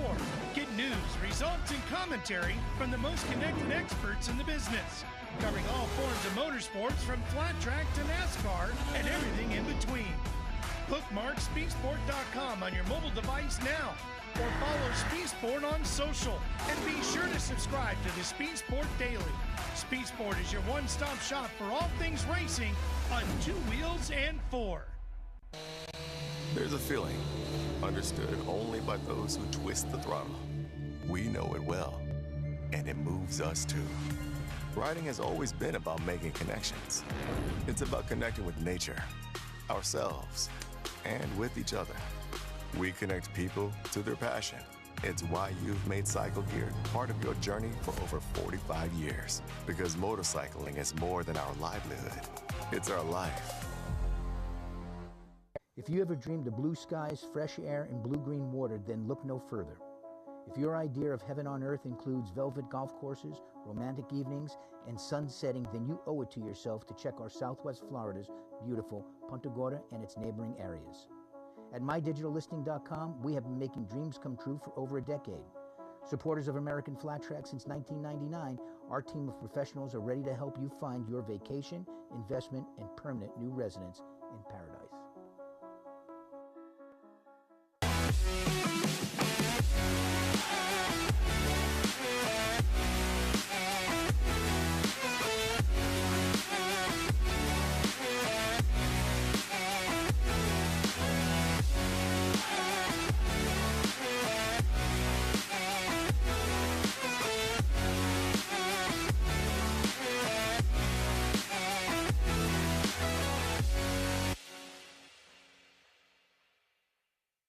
Falcon Tires is proud to be the official light truck tire of Progressive American Flat Track. Choosing the right tire for your truck or SUV is critical. And Falcon has you covered, offering highway terrains to all-terrains through torture-tested mud terrains.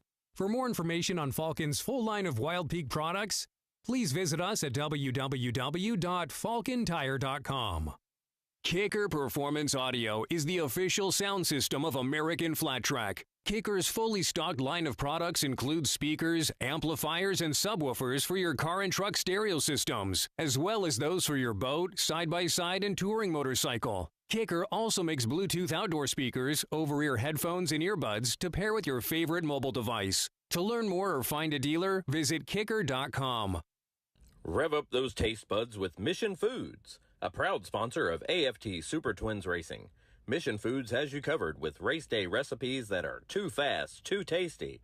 So grab your favorite Mission products, sit back, and enjoy America's original extreme sport. Klotz Synthetic Lubricants is proud to be the official lubricant of American Flat Track. Family owned and made in America since 1959. Klotz has built its reputation by answering the call of racers and performance enthusiasts who won't settle for anything less than superior synthetic lubricants. Racers and performance buffs around the world rely on Klotz to get them to the checkered flag. Order today at klotzlube.com. Tired of replacing your battery every year? It's time to buy the world's best lithium battery, the Pulse IPT, with up to 1,200 cranking amps and unmatched reliability. There's no better battery for your bike. Visit Full Spectrum Power in the paddock today or on Instagram, Facebook, and the web. Start something. Power everything. SolarFit, America's solar team, is a proud sponsor of American Flat Track Racing. Get your complimentary solar analysis today at AmericanFlatTrack.com/SolarFit and let the sun power your home or business for free. KTM, ready to race.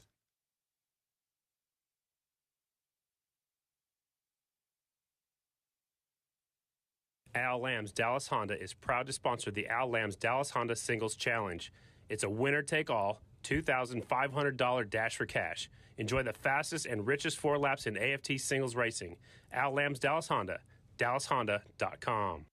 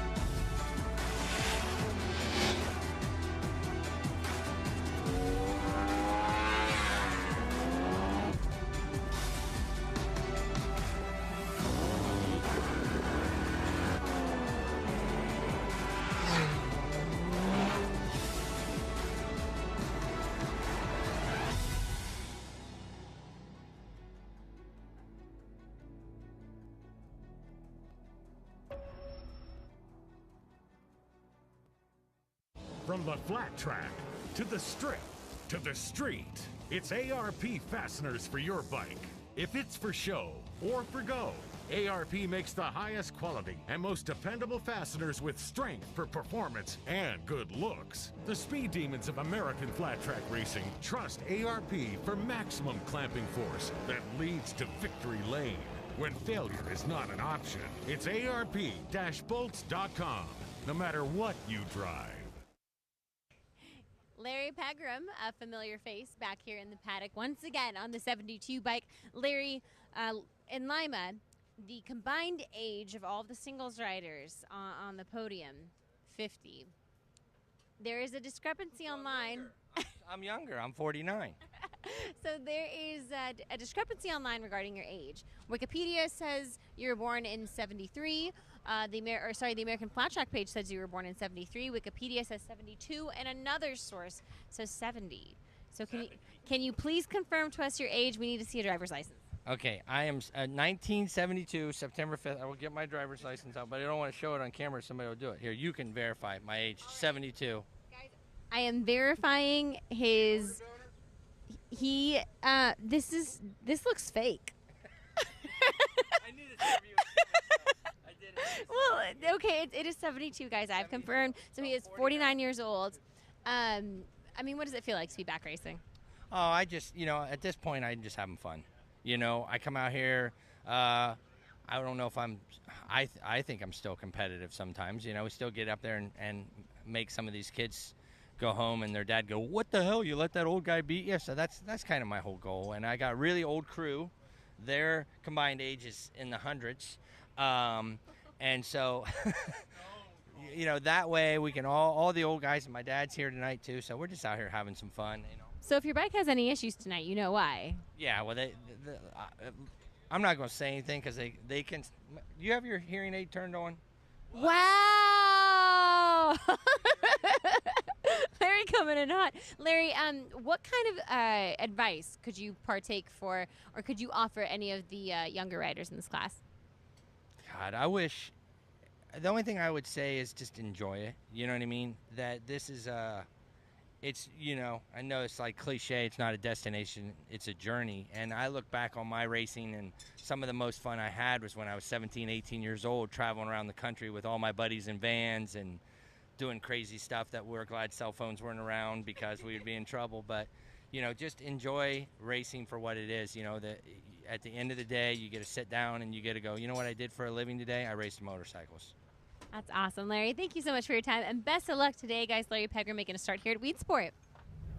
The Worm, Larry Pegram, says, I'm not quite 50. He'll be 50 in September, so he'll add up to that age. I wish he had a shirt on that said old guys rule, but he's out here with these young kids in that Super Twins class. Yeah, it's impressive to see. He's still having fun out here. It's awesome that he's able to do that at this age. In my body, I don't think we're going to be doing it at 50 years old or 49. Right. Exactly. When we get back to the racetrack, it'll be qualifying round number 2. We do have an open pit area that's going on from 6 until 6:50. That is Eastern time if you folks are watching in on fanschoice.tv. At 7 o'clock p.m. Eastern, we have our opening ceremonies. During the open paddock, you're going to be at the rookie class 79 signing autographs. Yep, I'm going to come down there to the rookie class of 79 tent, and I'm going to sign some autographs, talk to some people, just come down, say hi, and see what's going on. I saw one of your number plates autographed down there, so we got a lot of stuff happening down there. Stop by and check out the marketplace down there. That's the American Flat Track booth. But we're going to take a look back at last week with Brandon Robinson get back on track, picking up his 11th Grand National win. Let's take a look back 1 week ago. JD got off to a really good start there. He put the pepper down right away, right off the bat, and Brandon just kept digging away. Dallas did not get a good start. He was in probably 6th or 7th on the first lap, and he did come from a long ways back, but he just ran out of time. Brandon Robinson, again, his 11th victory of his career. There he is, the 44. He is pumped up. It's been a while. He's healthy now, and he's going to be quick. There he is, and he said he left that mustache on because he won with it last week. You guys are... you got a mustache going on right now. You're like the guy who started it, but these guys, Brandon Robinson, he got a win last week. He's going to leave that stash on there. Yeah, I didn't win a Grand National, though, with a mustache. He's got something on me for sure. That's really cool. All right. I like it. He looks pretty cool, calm, and collected right now. Yep. What do you think his chances are winning tonight? I'm not sure. It just really comes down to just how smooth you can be. And, Jared Meese's really good at that stuff being here. So we were looking through the, how they qualified in round number 1, and you noticed that the Indians are in the top 5 spots. Yeah, so the Yamahas are not quite where they're normally at right now. The Indians being restricted, we've heard a lot about that this year. So I'm guessing my theory there is just maybe the slower bike. It's just not got quite as much hit on the bottom, so it's able to get through and off the corners.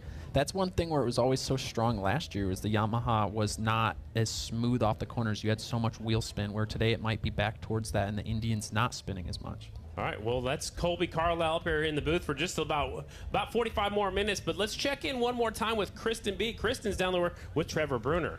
And I'm standing by with Trevor Bruner. Trevor, earlier in the day, we were kind of talking about some of the adversity that you faced this season. Going into this weekend, what did you do this week to ensure that you'd be back to the Trevor Bruner that we know and love?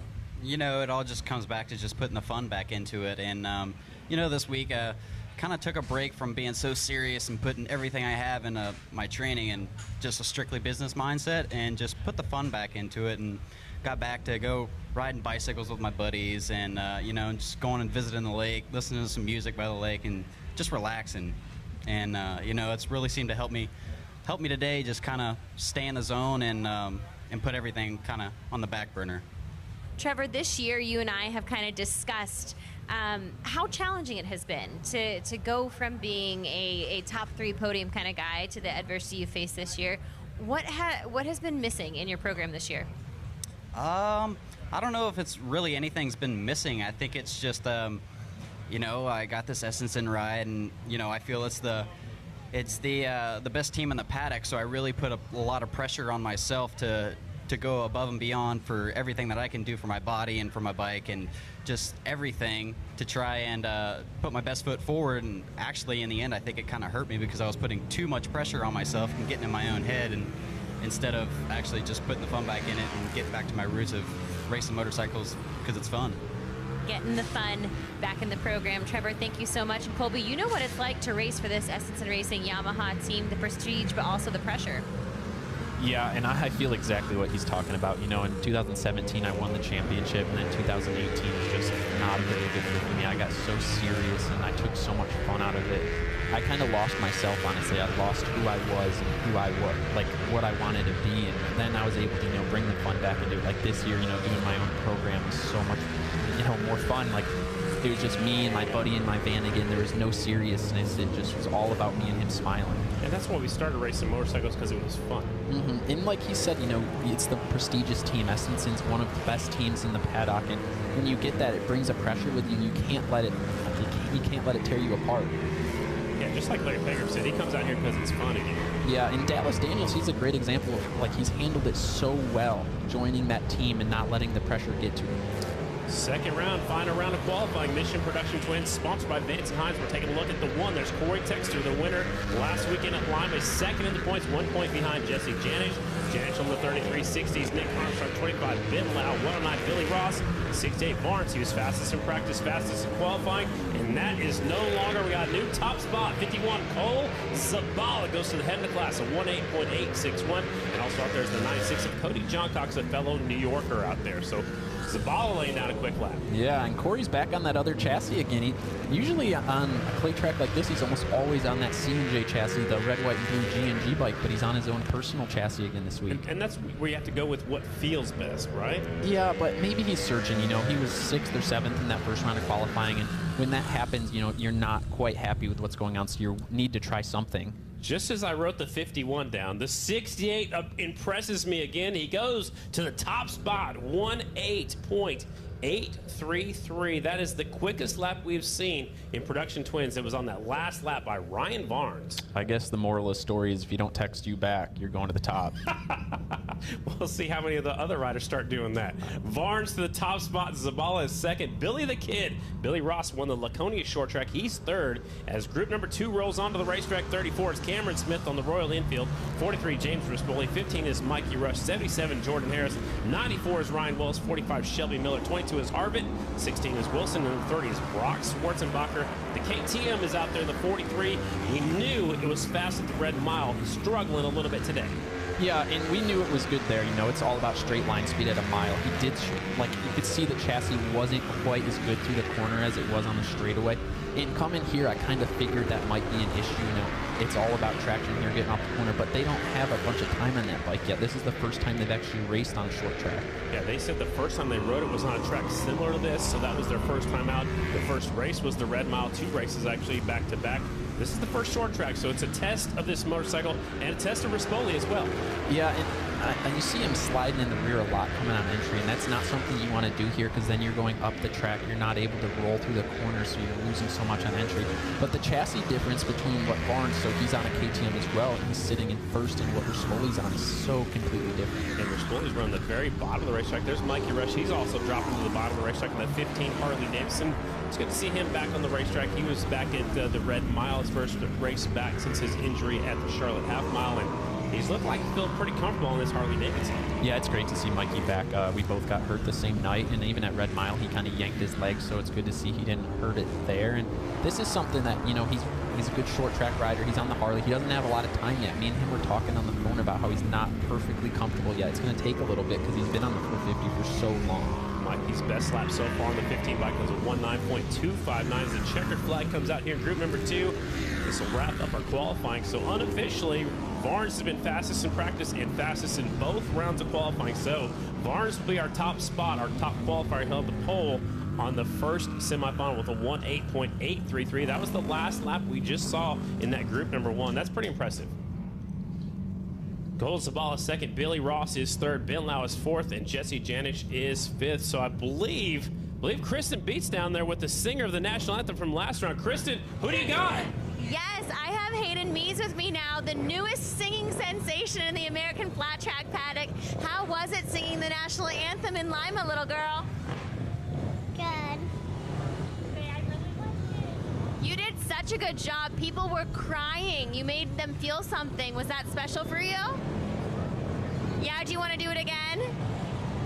Okay, guys, a woman of few words, but definitely a big voice in Lima. One of my favorite national anthems performed all season. Well, Kristen, she told me this morning that she wants to sing the national anthem at every round of the races, so she's trying to get a publicist and wants to get a meeting with Gene Crouch set up. That's funny. No, it was great. It was so cute to see her do that, and she did such an amazing job. AFT singles back on the racetrack. Here we go. Group number 1, the 12 of Kopp, 13 is Mishler, 79 is Gautier, 48 Trentlow, 18 is Well, 21 is Bruner, 106 is Sadoff, and the 19 of James Ott. Let's see how this develops. You know, let's see exactly where the line is, see if these guys are riding more around the bottom, kind of like a 450 typically does, or if they're searching up high.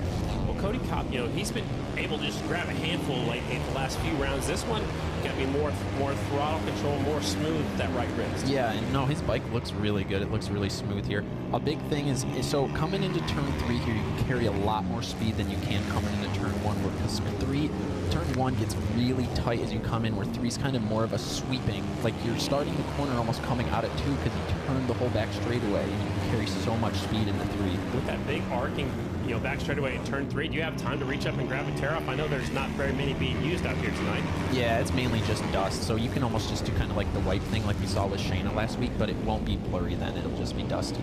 That onboard footage where we were talking about, that was awesome with Shayna. She got blurred quick, she was wiping it, then pulling a tear off, wiping, pulling off a tear off. That's a lot going on. Completely different surface out here tonight, though.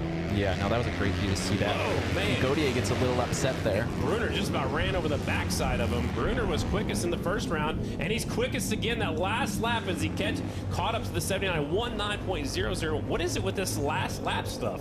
It's just cool to see, though, because he was talking about how he was putting so much pressure on himself the past few weeks, you know, and he hasn't been the Trevor Bruner that we all know, and now he kind of took an easy week, you know, went back to his old deal, got rid of the pressure, and now he's immediately back to the front. Incredible. The last lap of 19.001. That's the fastest lap we've seen in the AFT singles. We'll take a look at Dalton Gautier, just about coming off the motorcycle, hanging on to it. He just lets off the throttle right there, and Trevor Bruner, this is his fastest lap, and he has to go around the outside to do it. But, man, he just checked up right there. I hope he's not injured. Yeah, and you can see Trevor look back. He wasn't happy. I didn't really like that move too much. I know Dalton made a mistake there, but, man, he kind of put Trevor into a really dangerous, hard spot. Group number 2 rolls onto the track. 26, Aiden Rusevens. 99 is Stallings. 54 is Inderbitzen. 113, Gage Smith. 24 is Bauer. 82 is Penton. 80, Kitchen. And the 63 is Jared Lowe. Who are you keeping your eyes on in this one? Gage Smith. All right, 113, so it feels at home. This is like, you know, tracks you grow up in Oklahoma. There he is on the screen right there, so they're keeping an eye on him as well. They're listening in the truck. And the 113, Gage Smith, he's battling for that Mobile View Rookie of the Year. He's currently second behind Chase Sadoff. Yep, and that's something he's really shooting for. Chase has had a really great year so far, and Gage has 2. He did really well at Texas, and he's just trying to keep that alive and keep a goal, you know, a goal in his mind to grow at. The one thing we pointed out last week is both Gage and Chase have both used their provisional, so they have to make every main event from here on out, or it's going to get tightened up again. Yeah, the pressure's on when you use that provisional. Now that it's gone, you can't make a mistake in it. even on a track like this, so if you don't get a good start, you got to get back up to the top 8, and that's not easy. There's been times where some really good riders haven't made the main. I remember a few years back, Mikey Rush here, he did not get in the main event. He was leading the championship. Yeah, it's tight, especially short track racing. When they line them all up side by side, Colby, it's going to get really tight racing. The back straightaway on the first lap gets super tight, and you can make that move into in the low line coming into 3 and kind of chop across. But down the back straightaway, it'll probably be 3 wide on the first lap. Maybe 4. Someone might get crazy and stick the wheel up the inside. You never know. That's why we race short tracks. You don't come here to make friends. You come here to win trophies. Yeah, and it's a bigger short track. You know, it's not so much of a bar bang. You don't want to hit anyone here that's too fast, too high paced. So it's not like a Springfield short track where, you know, you can kind of get into someone a little bit. Here it's more of a clay kind of, it's a small half mile really. It's a very fast little short track, but Trevor Bruner still at the top spot, 19.001. And to put a bow on the Rookie of the Year standings right now, Chase Sadoff is currently 4th in qualifying, and Cage Smith back there in 7th. So they're pretty equal on the racetrack here tonight. Yeah, I was talking to Chase Sadoff's parents this morning, telling him how proud I am of how good he's doing. It's really cool because I watched him grow up from being on a little 65 now to being a professional racer for Turner Racing. It's really cool to see his success, and he hasn't changed. He's so humble. He's a great kid. Nothing's different about him. He's just grinding away, working hard. He's doing great. They got a nutritionist. They've got a gym guy to tell him how to work out, what to eat. I think, the Turner is a real deal for sure. But here comes group number 3, 55 Tyler Raggio, 119 Logan McGrain, 110 is Damon Raymond, 91 Justin Jones, 49 Chad Coast, 56 Jordan Jean, 57 Ian Wolf, and the 176 is Jacob Walter. One thing too, like when they go back to the truck, if they didn't quite qualify where they want, as long as they put themselves in a good position, say first or second row, you can't be too mad because these things can change so fast throughout the night. If you get a good start, or if you're really aggressive on the first lap, say you go low down the back straightaway, you're able to make a quick couple moves, and qualifying doesn't matter anymore at that point. And some riders are just typically not good qualifiers. I never was, but I had to really rely on my good starts, and that's where I was able to come back with and make my move up. Look, there's Logan McGrain from Pennsylvania down the road a little ways. There's the 57 Ian Wolf looking at the high side going into tournament 3. Now is it easy to go in and square it off? I haven't seen anybody really go in high and try to square up and come off low. I don't think that's happened yet tonight. It's a lot harder here because the track's so banked. There's a lot of pressure, and what's going to happen there is when you're trying to cut down, your front end gets light, and so then at that point you're risking tucking the front end and crashing there. White flag's about to come out right here. We'll take a look through the pack. There's the 19 James Ott, the 91 of Justin Jones. Oh, it's the 110, I'm sorry, Damon Ream right there. There's the 57 Ian Wolf. Jacob Walker, the 176 Wisconsin rider, goes up the inside a little bit, trying to get by Ian. That was a good representation of how slick it was. He got a little loose there, and his back end stayed out. It never came back under. Was that too much throttle? He was going into the corner when that started. Yeah, it could be. And the one thing, you can't see it from the TV angle here, but corners 1 and 2 are 100% different than 3 and 4. 3 and 4 is more banked. You have... Watch out, air fence. Yeah, that's just because the race is over, you can't let off. It's like what Maury Mishler did after he won his first race at Texas. He went and bounced off the air fence. You remember that? But if you win, I mean, whatever, you can do whatever you want. As long as you don't get hurt, as long as you make it to the podium. Right, exactly. So that's it for qualifying for our singles riders. Up next is our Super Twins. In just a few moments, we're going to have to let you go. But before we do that, like say, happy early birthday. A couple days away, you'll turn 25. Did I just tell everybody that live on the air? Is that okay? Quarter 25. century. Yeah. Just getting old. Just a pup. No. When I got out of bed in the morning, you just hear. Are you like Pegram? Is that for real, or did you get your license? Are you lying to us, or how old are you? 25. All right, he'll be 25 on Tuesday. Yep, Tuesday, July 5th. It'd be cool. It's always cool because this race is always this time, so I wish I was racing on my birthday weekend. Yeah, that's pretty cool. I will be at Sacramento on my birthday weekend. It's cool that we're getting some track prep before the Super Twins qualifying as well. Ralph will be too. So taking a look at the AFT singles qualifying. This is round number 2 qualifying, so they haven't put the combined up there just yet. But that's Bruner at the top spot, 19.001. Quickest lap of the day for the singles riders. Cody Kopp is second, 19.100. And there's Sadoff up there in third. Again, that's just round number 2. That's not the overall. So overall, it looks like Dalton Gauthier will be third. Fourth in this second round is Trent Lowe on the 48 bike. Fifth is Morgan Mishler. Look at all these Hondas. 3rd through 8th on Hondas, but we got a Yamaha. The only Yamaha out there, just like you said, if you're the only Yamaha out there, it's really cool if you win it. Yeah, you get all the credit, you know. And Yamaha to be the only one out there and then to win, that'd be amazing. But it's great to see Max Whale back out there this week with coming from the knee injury back and able to race again with us. Taking a look what's going on out here. We're doing some track prep when we get back to it. Mission Super Twins qualifying round number 2. Astro Invitational qualifying round number 2. The open paddock area is scheduled for 6 until 6:50 here tonight. And here's an onboard from just a few moments ago. We believe this is Chase Sadoff's rear fender cam. This is the 360 cam, right? Insta 360. There's the 106 on the back of the helmet. So that is Chase Sadoff. And here, walk us through what's going on. Yeah, he slid up the track there a little bit. But coming in here, this is a really cool view. It's hard. I'm spinning around too much. Yeah, you're going all the way around. That's a 360 view. Yeah, no, it's cool, though. But like you said, you know, one thing that in your thought process you would want to try to cut down off of but it gets too hard. The front end, I've had that problem here last year on my Yamaha, just trying to keep the front end where it wasn't getting that light feeling where it wanted to tuck. You know, last weekend we were steering the bikes with the rear wheel with the throttle. This weekend we're kind of, you know, steering with the front end in the corner. How much are you crossed up and how much are you turning the actual handlebars to the left to help slow you down? Not so much here, but the one thing here is like you will, so I said there's not a lot of traction, but there is traction at the same time where when you're cutting down through the corner like that and your front end starts to get light, you have so much traction that you're getting a weight transfer to the front, and then the front tire gets light. That is Colby Carl out here, normally number 36. He's my assistant here, my color commentator during our first rounds of practice and qualifying. We're going to take a commercial break, and we come back. Mission Super Twins qualifying round number 2, Astro Invitationals right here in New York. If you ever dreamed of blue skies, fresh air, and blue-green water, then look no further. If your idea of heaven on earth includes velvet golf courses, romantic evenings, and sun setting, then you owe it to yourself to check our Southwest Florida's beautiful Punta Gorda and its neighboring areas. At mydigitallisting.com, we have been making dreams come true for over a decade. Supporters of American Flat Track since 1999, our team of professionals are ready to help you find your vacation, investment, and permanent new residence in paradise. There's a feeling understood only by those who twist the throttle. We know it well, and it moves us too. Riding has always been about making connections. It's about connecting with nature, ourselves, and with each other. We connect people to their passion. It's why you've made cycle gear part of your journey for over 45 years. Because motorcycling is more than our livelihood. It's our life.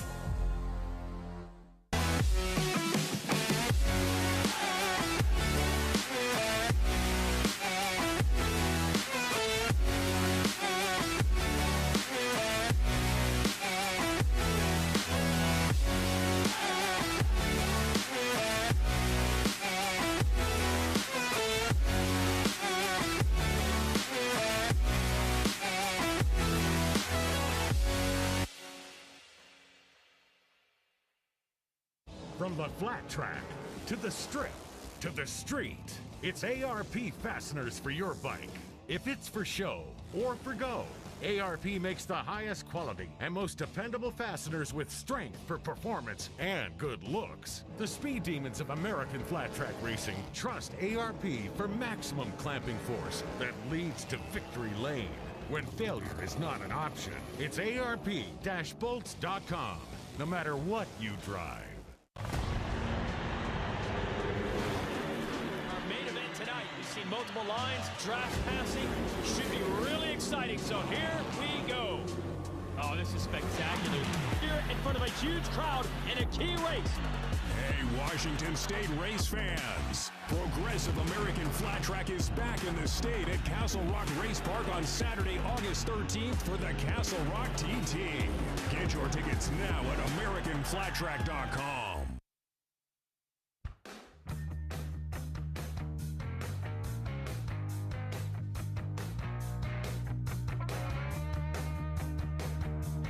Beautiful Finger Lake region. We're up here in your neck of the woods. Colby, this is what you got. You live right here with all this stuff? Yeah, grapes. Yeah. Lots of wine, grapes, wineries all around, green trees. Are you a connoisseur of wine or no? No, I haven't quite acquired the taste yet. Me neither. I can't touch that stuff. No. Yeah. I probably should it's my area. Exactly. You gotta know what you're talking about when you tell if you're from Canandaigua, New York. The only thing I know is there's green grapes and purple grapes. We got 2 more sessions left out here. Mission Super Twins, sponsored by SNS Cycles. They got 1 more qualifying session. So do the Bultaco Astros. Then after that, Colby Carlisle's headed over there to the Rookie Class 79 booth because we have an open paddock area. You fans that are here, you're more than welcome to come into the pits from 6 until 6:50. Opening ceremony is coming up at 7 o'clock right here at Weed Sport Speedway. And this is a cool place. Before we start racing here with AFT, did you ever come over to this racetrack? Have you been here before we started racing here? No, I haven't. I didn't venture out too much for the car racing. I was so busy with motorcycle racing, but I do remember that before we came here for the first time, me and another rider, we actually did an exposition race here to show the cars what we are coming to do. An expo race? Exposition. Was it Wells or who was it? Yep, me and him. All right, which one? Was it Ryan or is it Timmy? Ryan. All right. Did you have fun? Yeah. It was wet, right? It was tough. It was it was pretty tough. Yeah, I did an expo race once down in, I think, Ada or Ardmore, Oklahoma, and man, the track was so rough and so wet, you couldn't even go fast. So it's like, why do they want to come watch this if we're going this slow? We made a deal where we'd make it look like a good show, and Sure. the fans were the stands were packed. I mean, they had add-on grandstands. I remember. Did you beat them? I don't remember. Too long ago. I'm too old now. I'm almost 25. 25, yeah. You're getting up there. Super Twins, final round of qualifying, rolling on the track. Look who's coming out first, 32, Dallas Daniels.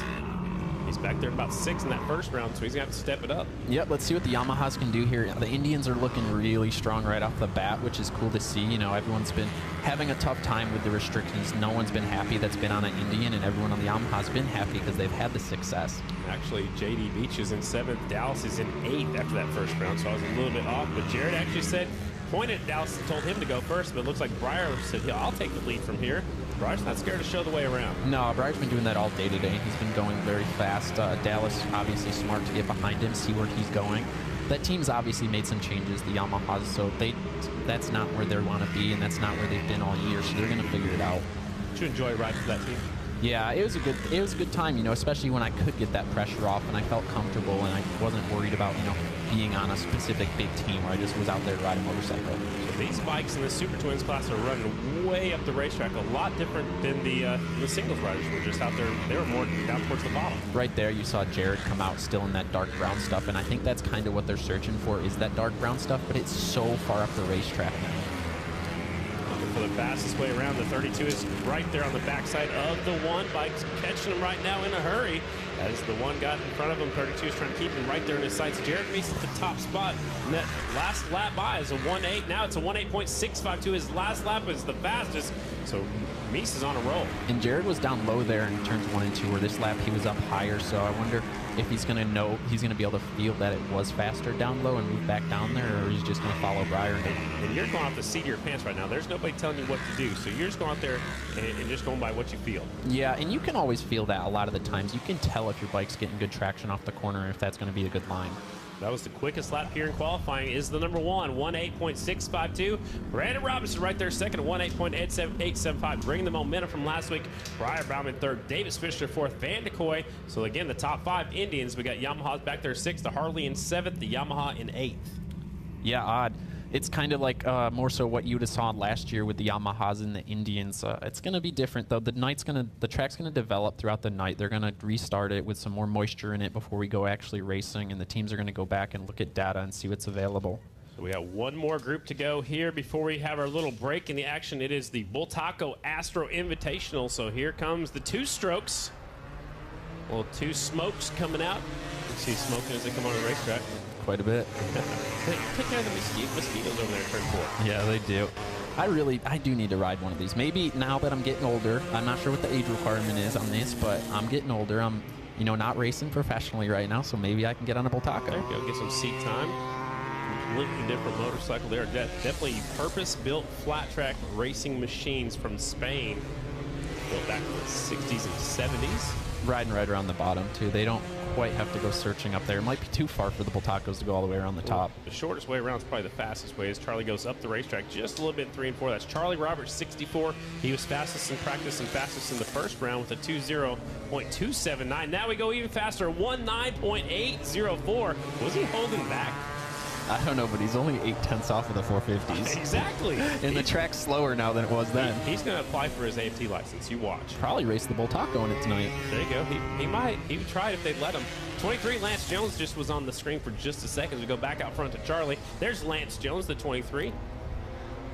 That is close. I'm really honestly surprised that it's that close. But if you ask Charlie or Jackie or any of these guys in the Bultacos, they'll tell you how amazing of a bike it is, how easy it is to ride, how much traction they get, and how fun it is. They're all out there smiling. A lot less wheel spin, probably.